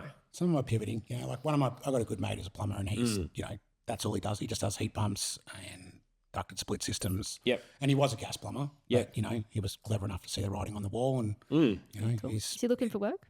Yeah, probably. Yeah. There you go. There's a connection there. Details. No problem. He's good. He's a good installer. Yeah, absolutely. We need heat pump installers and sparkies. Oh, and solar installers, I should say. Yeah. Anyway, that was a bit of a shit rant. That didn't come across. I thought I'd get more fired up then, but... I can't say I've heard it though. Maybe, you're obviously out in the field more than I've had 3 this week. There we go. 3 this week where it's been a really similar story. Well, you just see them on site. Yeah, I go in and I have a conversation with the homeowner. If they're nice, I'll talk to them and they ask me about the solar and, should I do this, that? And I just, give a bit of conversation. Yeah, and if they ask me for an opinion, I'll give it to them and I go, this is what I think. So, I'm telling them how good heat pumps are and that they're better than gas. And, yeah, they're like, the plumber said they're shit and they don't work. It's like, oh, what? Piss off. We can't be saying that. Yeah, it's no good. 25 years ago they were right. But it's not the case now, is it? It's not. They're pretty good. They're pretty good. My one works. I live in Melbourne. Yeah, I know. Yeah, I've never not had hot water. Well. So I have once not had hot water, but it's because I had the fucking timer set wrong. Yeah. So that was the only thing. That's So your I'm getting out of the shower and it's, it's starting to get a bit cold. I didn't really say too much. And then Joe's in after me and she got like 3 minutes and it was freezing. She's like, don't let that ever happen again. All my daughters use, all 300 litres of the tank in the shower. Yeah. Refuse to get out. Yeah. Yeah, but hey, that's going to happen with gas, right? Yeah. It's exactly no different. It's not like it doesn't heat the water up. Like it's, anyway. It should be getting expendy as well. I love not having a gas bill. It's great. I think that's almost more exciting than having an all-electric home. Like, all-electric home's great, but I don't know, a gas bill, it's one less thing I got to worry about. So good. I love it. Yeah. So Are you going to have gas at your property? Nah, all electric. Is there a connection there? There is, but I won't connect it. Yeah, good. I mean, at my house, I've converted everything except the heating because it's the big cost, right? It's the big guys. If I do a ducted split, it's at 20, 30 grand. So what are you doing at your new place? I do ducted split. You're doing ducted split? I do a ducted that's what I've got. You got your solar sorted? I've got a design that I'll work out. What are you thinking? Well, I've always been a Fronius fanboy, so probably, That's fan. Reservoir or BYD battery? Well, at my house now, I've got a Fronius with the BYD battery, and I've had it for years and years and years. It's never missed a beat. No, probably not. Probably don't need to. I get some new tech. Yeah. What's the Vertex? That's the new one that's just been. I know what you're talking about. I thought that was just commercial. Well, I want to do like 20 kilowatts. Oh, okay. Small not here scale. to fuck spiders. I want to make sure it's big. I got an EV, so charging that, and eventually I want to put in the pool. Want to do all the all that. Well, I got a lot of work to do once I can't afford any of that at the start. But there's grand plans over the next 5, get it 10 all years, included in your build loans. That's all I'm just saying. Then I have to borrow way. All right, let's move on to your final comments, Brendan. It's been really good having you here. Yeah, I think, I don't know if anyone would be interested in one of the things that we do at my current at CEP Energy that I think a lot of people don't know heaps about is like energy trading and stuff. I guess I could just, if anyone would ever want to get into it, it is quite complicated. There's lots and lots of. I only bring it up because I know it's interesting. A lot of people will start talking about. What sort of people are you talking about? Like installers, installers and sales guys, like, because working out whether or not things can or can't make money can be quite difficult. And that's, especially on a commercial battery, you might be installing, millions of dollars worth of battery. Yeah. Does it stack up? And it can be really tricky to work out what does and doesn't stack up. Like at CEP, we have a full-time analyst and he's very, the spreadsheet that this guy rolls with, it's like, it's War and Peace. It's the most ridiculous thing you've ever seen. Yeah. Love a spreadsheet though. But you do love a spreadsheet. And he's got to be across every tariff, every demand charge, across every region of the country, so I can put in an address and a size and then work out and then jobs regularly just don't stack up. And then to get it to work, there is a lot of layers, you'll have you've got a trading desk of some description. Like we're talking like at commercial scale stuff where each battery is sort of individually traded on its own algorithm, not like a residential VPP where they sort of operate as a whole. It's, you've got a trading desk that has to send the discharge and charge signals at the appropriate times. And then you've got, you need some sort of like integration partner, so like again, Hazo might be someone you're looking at. We used Techco, we use Evo Power batteries and they've had Techco, which is their like, integration software guys that are there, and then you've got a PLC that does all the control. And by control, it's assessing. Can I when I get sent a discharge command, is there enough capacity in the main switch for it to be doing that command at that time? Yeah. And then just below that, you've just got like general uptime, which is difficult to like. In those big batteries, there are actually moving parts. Like solar. I'm not going to say it's maintenance free. I think a lot of people think solar's completely maintenance free. There's not many moving parts, though. But there's not many. So mostly maintenance is actually reactive. There's not really much you can actually check on a solar system because when a solid state inverter blows up, it blows up. I couldn't have checked it to tell you when it was going to happen, right? It just happens. Although check your connections, make sure. Like we're on our jobs. We do maintenance, and that's we get thermography done on all of our PVDBs and stuff like that because again, I've got a multi-million-dollar battery and solar system. If it goes up in flames, that's our insurance company expects us to do maintenance too. It's a requirement. But yeah, with I've lost my point now on the energy trade-in batteries. Got distracted by the whole thing. I guess I'll just say there is a lot of moving. Maintenance. The batteries do actually have moving parts. Yep. Right. You've got thermal management units that are pumping coolant around. And they fail. Things have to be maintained, and you have to set up you really need reactive guys too. Like if I've got a battery out in the middle of nowhere, I actually need someone who I can get out there within a day or two. Yeah. All the time, because that battery, if it's a $2 million battery, I don't want it not working for a few hours. Yeah. Like, Of course. if it's not working, it's not making revenue. That customer's down. Yeah. Well, I mean, we are the customer, right? We own the batteries. Oh, I've got true. the loan. Yes. You know, we got cost of finance. Let's get it in your pocket. You know, if that battery's not running every hour, every day, we're not covering our finance costs. So these are a lot of things that people probably don't think about. You know, like we have to have like service level agreements with a local electrician who, you know, we're basically paying him a retainer on the idea that I can call him and say, and he will drop anything. you guarantee me that you'll be out there within 24 hours and have a look at it for me. How do you monitor all these big guys, these big systems?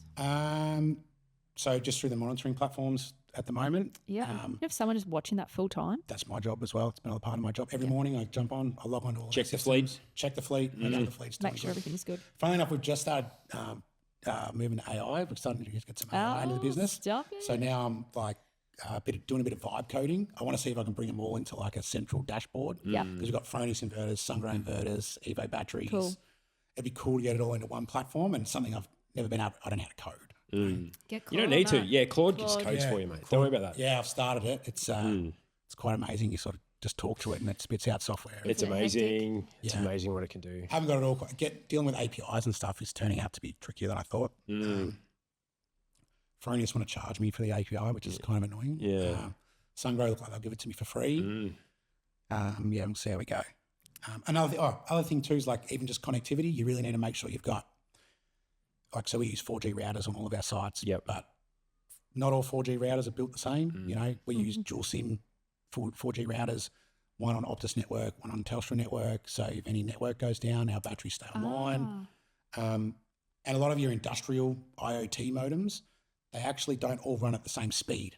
You know, so a lot of guys, I think, buy cheap industrial modems for solar monitoring. Yeah. Chances are, if you're going to do energy trading, that modem is not going to be suitable because they're not fast enough. Right. And it's fine when, like, you know, SolarWeb, it sends a packet, you know, not that much data, not very often, in a 15-minute packet, you know.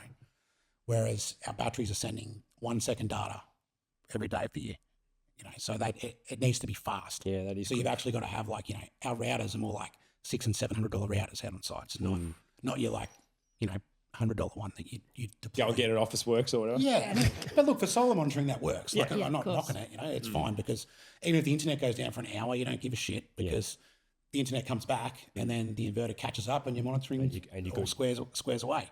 But for us, I've got to send commands. So if it's not online and available all the time, that can be an issue as well. Yep. So just thought I'd bring that up because, like, that's what I'm doing with my day to day now, and it's interesting. I actually, it's quite enjoyable because it's tricky, complicated, technical. You know, it's nice solving complex problems. And do you work from home or do you have an office here? yeah, we work from home. Our business, we don't have an office. Yep. My boss lives in Perth. The analyst lives in Sydney. I live in Melbourne. Yeah, we're all in different states. Nice. Yeah, it's nice working from home. Something I never thought I'd do as an electrician. You know? Like, Yeah, that's cool. Yeah. And favourite project whilst being there?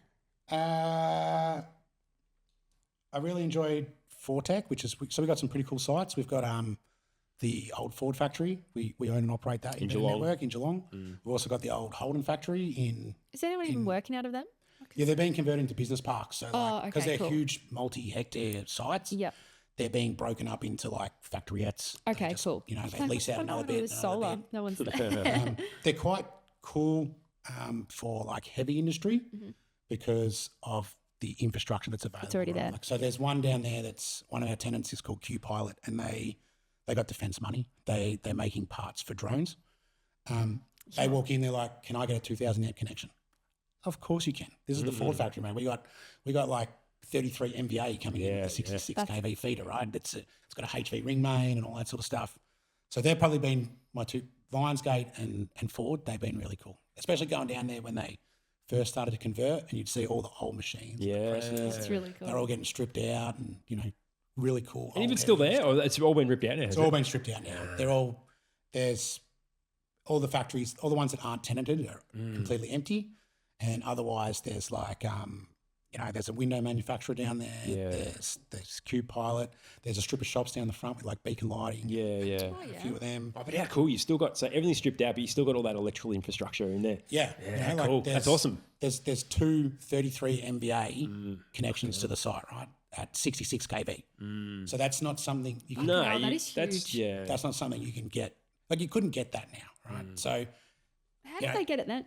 Oh, it's just because it was back when we did heavy industry. Manufacturing. Heavy industry was something. Yeah. Car manufacturers were a thing. You know? Yeah. There's not much heavy industry in Australia anymore. To our detriment. You know, like driving car manufacturers out of the country, I don't think was a particularly good idea. Just because of all the trickle down skills. You know, like I got a mate who's a fitter, and he works for Visiboard. And he just can't get fitters anymore. There are no fitters. You know, and as well. Companies like a lot of those companies, they don't want to put on apprentices anymore, so they have created their own bed, and now they're having to lie in it. But there just isn't the volume of industry for fitters to be trained, you know. And you know, we still need some machinery, and someone's got to maintain it and fix it. And can't get fitters because no one's done apprenticeships because all the industry's been driven out of the country. Yeah, a lot of it would be immigrants, I suppose, now, wouldn't it?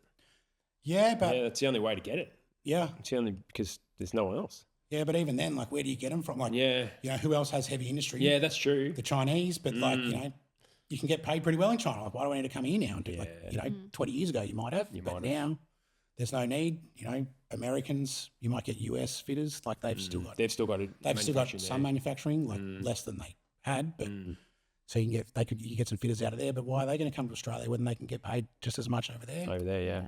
So yeah, like fitters I know are really hard. That's one of my best mate. He's the maintenance manager. He can't get anyone. Yeah, interesting stuff. All right, well, I reckon we're gonna have to leave it there, Brendan, for all of this. That's been great having you on. It's my pleasure. Thanks so much. Like, great chats. And we sort of pretty technical one, Loz, wasn't it? Yeah. Yeah. How'd you feel about that? I learnt a lot. I'm really always curious about commercial solar because it's just like a whole industry that I'm not really too over. So I think I'm definitely going to be hitting you up after this. I'm always happy to answer questions. Yeah, it's just so interesting. Just because I've never been exposed to it, and it's just I love resi, but solar. When I make a big sale, I think it's the coolest thing ever, and it's only like a 20 or 30 kilowatt, so it's nothing. It's just a little baby. Yeah, that's cool. There's nothing worse than people who won't share information. I'm an open book. Give me a call. That's great. Anything you need. Good stuff. All right. Rising tide lifts all boats. Exactly. That's true. That's true. All right. Well, thanks a lot, Brendan, for coming on. Great guest. A lot to offer the industry. We're going to see you at All Energy or anything this year? Yeah, always get down to All Energy. Pop down. Yeah. See a few of the old people and just see if you can learn something or teach someone something, or look at panels for the 600th time, the 15 All Energy that I've been to. Walk around by 2:30 looking for who's putting drinks on first. Yeah, that's the main thing. Yeah, good it's stuff. A big couple of days. All right. Well, we're going to come back. Lots. We're going to come back and talk about a bit of stuff going on in the industry. There's been a lot, but I don't know if we're going to cover it all. But anyway, been a great episode. Thanks so much, Brendan. My pleasure. Be good to have you on again sometime because be a lot of other stuff we can cover, I reckon. So definitely. Yeah, really good. Really appreciate you giving your time. Not a problem. Thank you. All right. Thanks very much, everyone, and we'll be right back. Confused by battery labelling? You're not alone. It's one of the biggest causes of defects, and with the new standards, it's easy to get caught out. Our battery labelling course breaks it all down in simple, practical steps so you know exactly what's required and where every label goes. Plus, if you subscribe, you'll get access to all of our courses, from solar labelling and defects through to battery testing and more. Check it all out at southwellsolartraining.com.au and get your CPD the easy way. All right, we are back without Brendan. That was good. Segment. That was so good. I learnt a lot. Yeah. He's got a lot to offer, Brendan, doesn't he? He's amazing. I could honestly talk to him all day. Yeah. Yeah. And we sort of just worked out, like, we probably need another episode with him at some stage. Definitely. Yeah, I literally said that as you walked out. I'm like, see you next time. Yeah, exactly. Like, he's basically the poster boy for ADHD in our industry. Like, he was talking to us about... And he's got such a colourful career as unbelievable. well. Like, it's he's unbelievable. Just done so much. Yeah. No, it was great. Really good to speak with Brendan and learn a lot. And I think we're going to have to have him back. Maybe an ADHD special or something like that. There's a lot of us around. So, yeah. Well, stuff that's been happening in the industry. So we haven't recorded. So the last podcast that we recorded was the one would have been...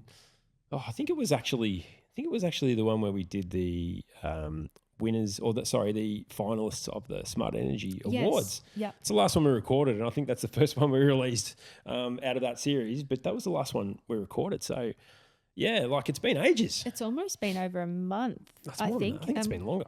We kind of went from Brizzy and then we banked up a fair bit there to then Sydney, banked up a fair bit there, and now we're back on schedule. So it's exciting. Starting to reach out to some guests as well and lock them in, and even starting to plan for All Energy, which seems like it's creeping up very quickly. Yeah, we're nearly at the middle of the year. Have you seen the year so far? Like it's been a really probably one of the busiest years. I don't know. Have you found the same being builders and that sort of stuff? Yeah, it's still definitely. been.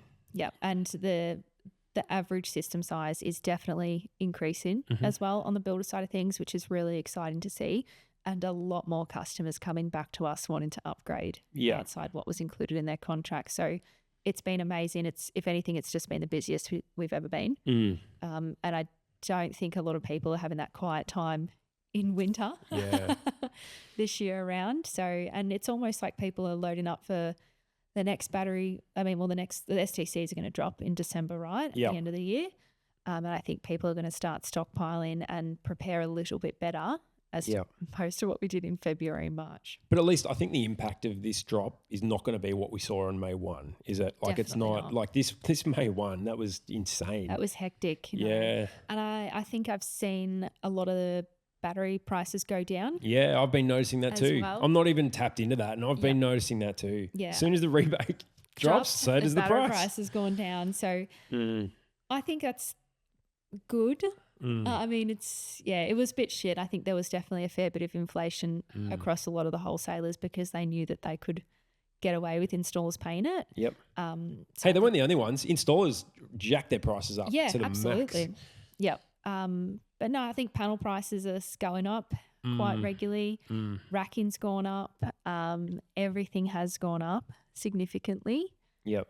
A bit hard for us in the builder market when you fix prices for quite some time, but it is what it is. You adapt and you have enough margin in there to cover that. So it's all been good, but I'm definitely excited for the back end of the year. It's nice not to be so quiet during winter. Yeah, I've noticed that too. Yeah. Even solar actually.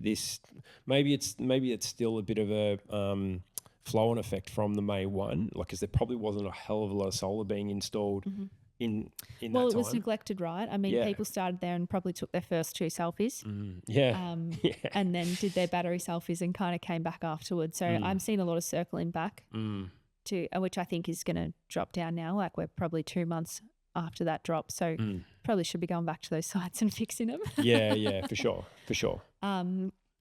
But yeah, a lot of backstop problems now after that May 1 rebate drop as well. So touched on that before, so I'm not going to keep rambling on about it because I could talk about it all day. Keep going on about it. Yeah. But yeah, it is what it is. Yeah. Always something to look forward to in Tola. Yeah, for sure.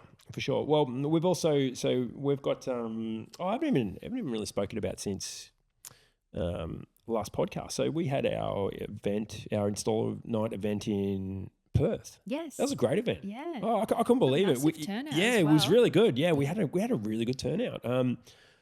And it was a little bit of a shame we weren't able to get Western Power to speak, which I was sort of hoping for, and we weren't able to do it.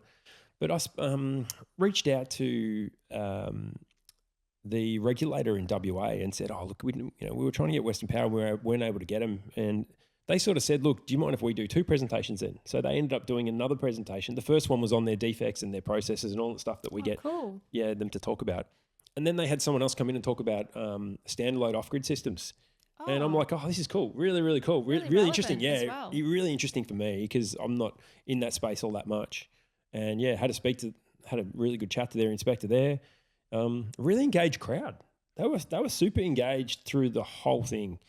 I must say though, like the WA regulators, like they're pretty full on. Oh really? Oh yeah, like I don't know, like maybe you're a little bit too young to remember do you remember a lot of the old school like TAC ads on TV with like they'd show car crashes? Yeah, the really graphic crash. ones. Yes, yeah. It's almost like they've gone down that road and they've like, I don't know, they've seemed like they've got like these flyers and stuff and it's got like someone with like half a hand burnt or something like all this sort of shit. In saying that though, I kind of feel like ESV put something out about that, or no, don't do unlicensed work. Don't do unlicensed work. Yeah. Honestly, the ESV stuff is quite tame It's compared to mild this. compared to that. Yeah, they go rogue with it. Like it's like a full scare campaign. Yeah, I remember seeing those TOC ads as a kid and thinking, oh my God. Yeah. Oh my God, that's so crazy. I remember when they first came out, I was like about a 9 or 10-year-old kid, and we hadn't seen anything like this before. And all of a sudden, bang, and there's this like kid who died, and the mum's screaming, going, no! Oh my gosh. No! And it was like burnt into like people who are my age, that's burnt into your brain. That's all you remember, and you're like, I'm never getting behind a wheel. Like, Or the guys that are stuffing around in the car and, you know, doing all these things. And then you hear this girl go, Darren! Ah! And the car flips and all this sort of shit. And then there's this guy who's like he's in the hospital bed and stuff, and he's got like all these plates and shit and stuff going through his neck, and he's just going traumatized as a kid. Yeah, and he's got like in the hospital bed going, I killed my brother. Oh my God. Yeah, no shit. Sorry, I'm probably traumatizing a whole lot of people around my age. Anyway, look, it's not quite that bad. So the Power Network has done that amount. Yeah, they haven't. So this is a WA regulator. So they haven't quite. It's not quite like that. I'm overcooking it a bit, obviously, but it did remind me. It's like, oh, geez, they're really sending that point home. I wonder, has something happened over there? Has it been I think an accident? Well, what they do talk about a lot is working in the roof cavity when there's any power on is like highly legal in WA. It's something they talk about all the time. If you get in the roof cavity, the power goes off, like no matter what. Interesting. Yeah, it's a regulation there. You actually have to do it. You're not allowed to work. It's like a work safe thing. Oh, okay. If they get in the roof cavity when the power's on, you're just not allowed to do it. Okay. Yeah, so there's a few different rules over there. There's a few different ways they sort of see things. But yeah, their inspectors are really smart, really switched on, and yeah, really knowledgeable crowd too, which I thought was great. And Joe and I went over there. We decided to do it in one go. So I think we flew out at about 9 in the morning. So we landed about, I don't know, ended up being at about 11, 12 o'clock. So around midday.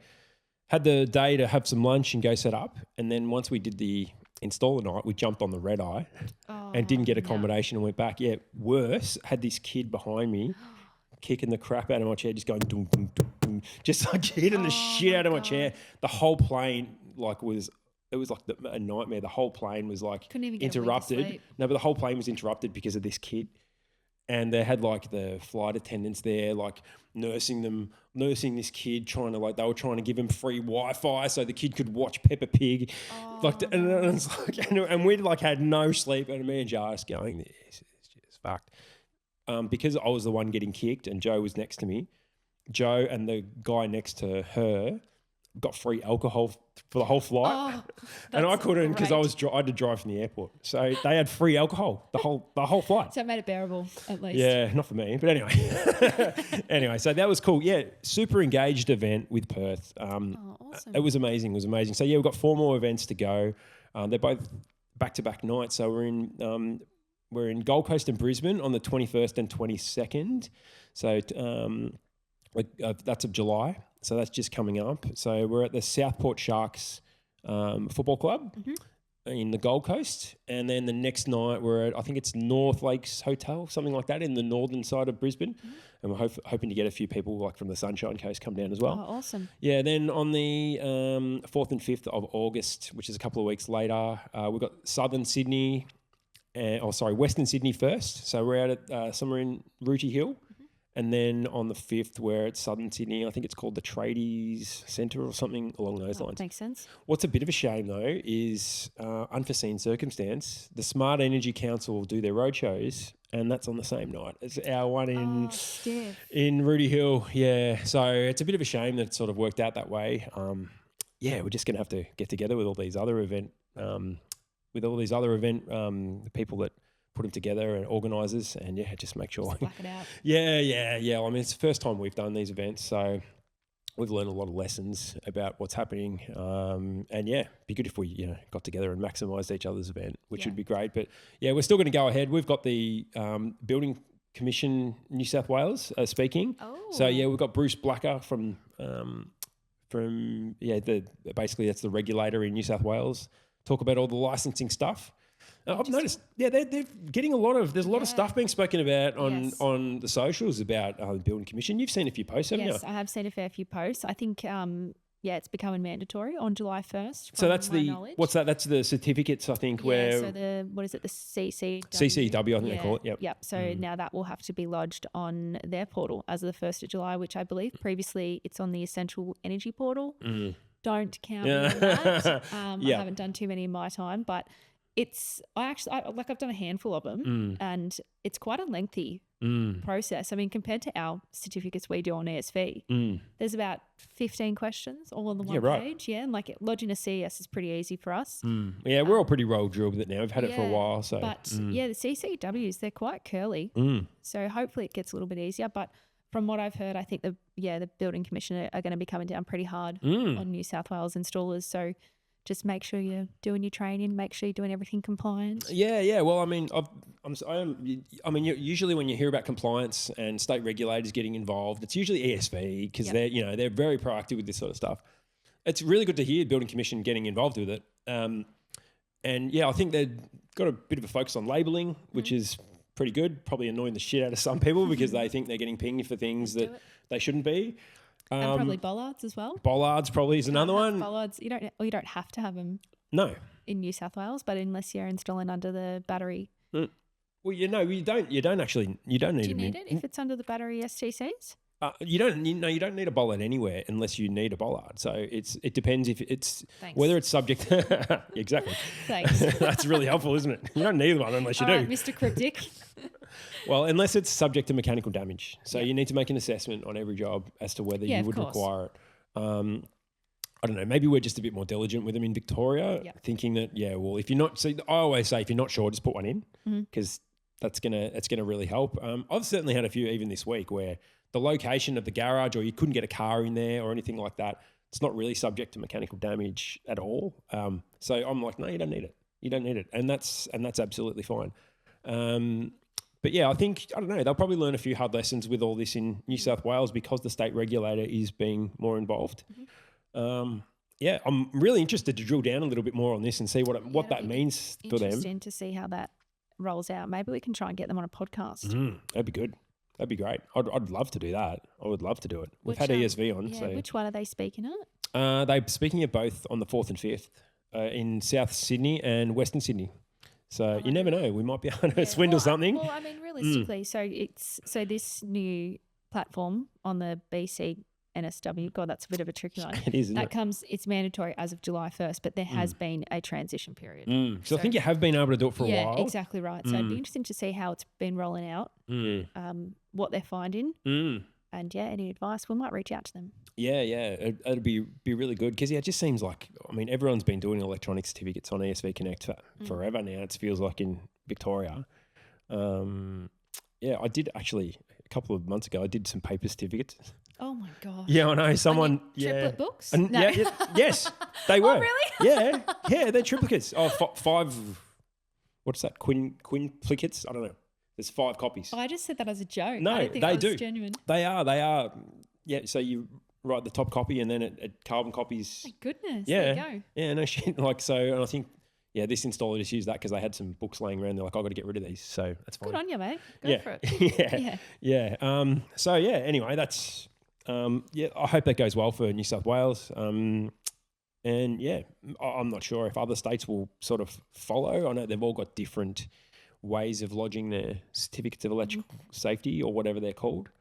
So anyway, we'll see where that lands us. See how that rollout goes. Good luck to everyone. Yeah, good luck to everyone. Absolutely. Happening next week.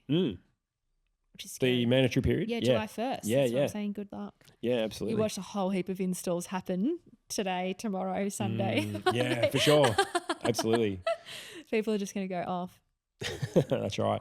The other thing I wanted to mention as well, like I said it before, the summation of supplies course. So far, we're having this is something that's being sort of, I won't say shoved down our throat, but it is sort of a little bit. Like ESV have been on this train for a little while. There's a little bit of information on their website, but it's Australia-wide. So this is the thing. It's actually in the new battery checklist from the CER. There's 3 questions where they ask about summation of supplies. There you go. Yeah. So we did a course about it. It's worth 15 CPD points and yeah, it's out now. It's available. Took a fair bit to get over the line. Not so much to get over the line, more just a lot of research and a fair bit of back end stuff to get it right, get it looking nice. And for me, it was also understanding it. It wasn't the most naturally easily topic for me to understand, and I think a lot of Sparkies are in that. Yeah, for sure. I think Sandy's presentation he did at your Melbourne Installer Night was insane. You almost just saw everyone narrow in and a lot of questions directed at him afterwards. You could just see everyone just go, oh shit. I didn't know that. Fuck, what have I done out there? Yep. Yeah. So, yeah, jump onto that course because I found there's not that much information out there on this topic. And it's coming, like you said, it's coming up and it is Australia-wide, so go get your CPD, people. For sure. And the other thing I want to mention is a document that got released, I think, yesterday out into the market by Mark Kavanagh from MC Electrical, one of our friends, on battery locations. Yes. So what a guy he is. He's just made this document for battery locations as a guide, and he's just put it out to the whole industry. Yep. So go, Mark. Yeah, really helpful, isn't it? Really helpful. Good on you, Mark. You're doing some really good work there. So, yeah, I had a few conversations about what he thought my interpretation was about a few things. We disagreed on a couple of things, agreed on some others. And, he's put a lot of time and effort into that. Awesome. So, good on you for that, Mark. What else happened? I think that's all the news I've really... I think that's actually everything wrapped up in a... Nice little neat bow. Nice little neat bow. But it's good to be back recording anyway. I know, it actually feels so nice. That's like, I've been looking forward to this. Yeah, me too. It's been ages. Been a lot happening, and I must say I was so flat out, especially in May. Yeah. This is for me, like in the inspections. So there's so much that happened in April, and because we can, as inspectors, we can never be totally up to date, and you never know exactly what's coming in. Oh my God, my ESV portal went off. It was so bad. I worked a lot of long days to get through what I did, and got it down to like a manageable level now. And I've cleared up all of the. There might be one or two hanging around in like regional areas that I need to get to, but I'm on top of it all, and it's calmed down a bit. And I'm now taking my post May 1 breath. Yeah, which has been good. Had a day off last week. Oh my gosh, who are you? Yeah, I know. Had a day off. What did you do? I think Joe and I went shopping. Went and got sushi train. Oh, nice. And had a date day. Yeah, a bit of a date shopping day, which we like doing every now and then. So that was fun. You guys get your nails done? No, we didn't. No, we didn't. They're looking terrible at the moment. So yeah, so we weren't able to do that. But yeah, that was nice to be able to just take the foot off a little bit. Yeah, I think most people have. They're definitely reloading, but they're not doing your 12, 15-hour days. Yeah. Which is nice. And you know what? You can't even really get up on a roof. They're so dewy in the mornings. So please be safe out there, everyone. As soon as that fog starts settling at night time, jump off because that roof is going to be slippery. Yeah, it has been. It's been exceptionally foggy in Melbourne especially. And it's been cold in the mornings. But it's been warm still. Like at night time it's been warm. Yeah, but we still, like, I don't know, yesterday was about 14, 15 degrees in Melbourne, but the sun was out and it was beautiful. And I'm like, oh, this is cool. This is really nice. And we've had a fair bit of that. It doesn't look like that now. It's a bit dark and dreary outside. But hey, we're right in the deep, dark depths of winter. Yep. So it's been pretty good so far. I feel like we haven't really had a big winter yet. And I think there's been no snow on the Alps. They're all talking about no ski season. Yeah, so, hopefully that's been pretty good for some of the installers out doing solar, because it can be a bit of a challenging time of year, especially in Melbourne. We do get a fair bit of rain. Definitely. But yeah, it's looking forward to the second half of the year. And I think if you review like what we've done with the podcast this year, we've had some really great guests. So now we're halfway through the year already, which is insane. Yeah, for sure. Looking forward to some more good guests in the second half of the year. And a few people on our hit list that we want to definitely we've definitely got a few on our hit list that we want to grab. And if anyone is interested in coming on, if you think you'd be a good fit, reach out. What's the worst we can say? No. Absolutely. Nah, we won't say no. No, I don't think we will. Oh, well, there's probably a couple that might, but no, I don't think we will. No, we're lovers in here. So, like of the industry, I mean, lovers of the industry. So, yeah, more than happy to talk to most people. All right, let's. I think we should wrap that up. What do you got for the weekend? I've got a handover at 3 o'clock tonight, and I've got one in Warragul tomorrow. Oh, okay, travelling. Yeah, and I think I'll probably just sit in front of the laptop and catch up on some work. Sounds nice and cozy. Yeah, it actually is. I've been having some quiet weekends. Now my life has calmed down a little bit in the new home as well. So we haven't spoken about that here. Probably not, no. But my desk came. Shout out to Jack Long for recommending me the deskie. On your longie. And it's finally come in. I better actually message him. We've been checking in with each other because it just went like no tracking. And I'm like, oh my gosh, I was getting a bit worried about it. So that's come. So I'll set that up tonight and just deck out my work from home because I'm going to spend a lot of time in there. So yeah, not much. What about you? I've just got a job to do this afternoon at that retirement. And then the big thing for this weekend will be my son Ryan's 50th game. Yes, you did tell me about that. Yeah, so we've got a banner ready and everything. I'm going to go pick that up later today. Oh, that's so exciting. He's really excited about it all. That'll be a lot of the weekend. Got a new spray gun, so I might be painting the back fence a little bit more. I don't think you should do that. And that's about it. And inspections are still ticking along, and it's just not quite as busy, which I'm really enjoying. Yep. So it's nice to everyone get your weekends back. Absolutely. Look after yourself. Absolutely. Check in on a mate. Yep. Do something you want to do. For sure. Be safe.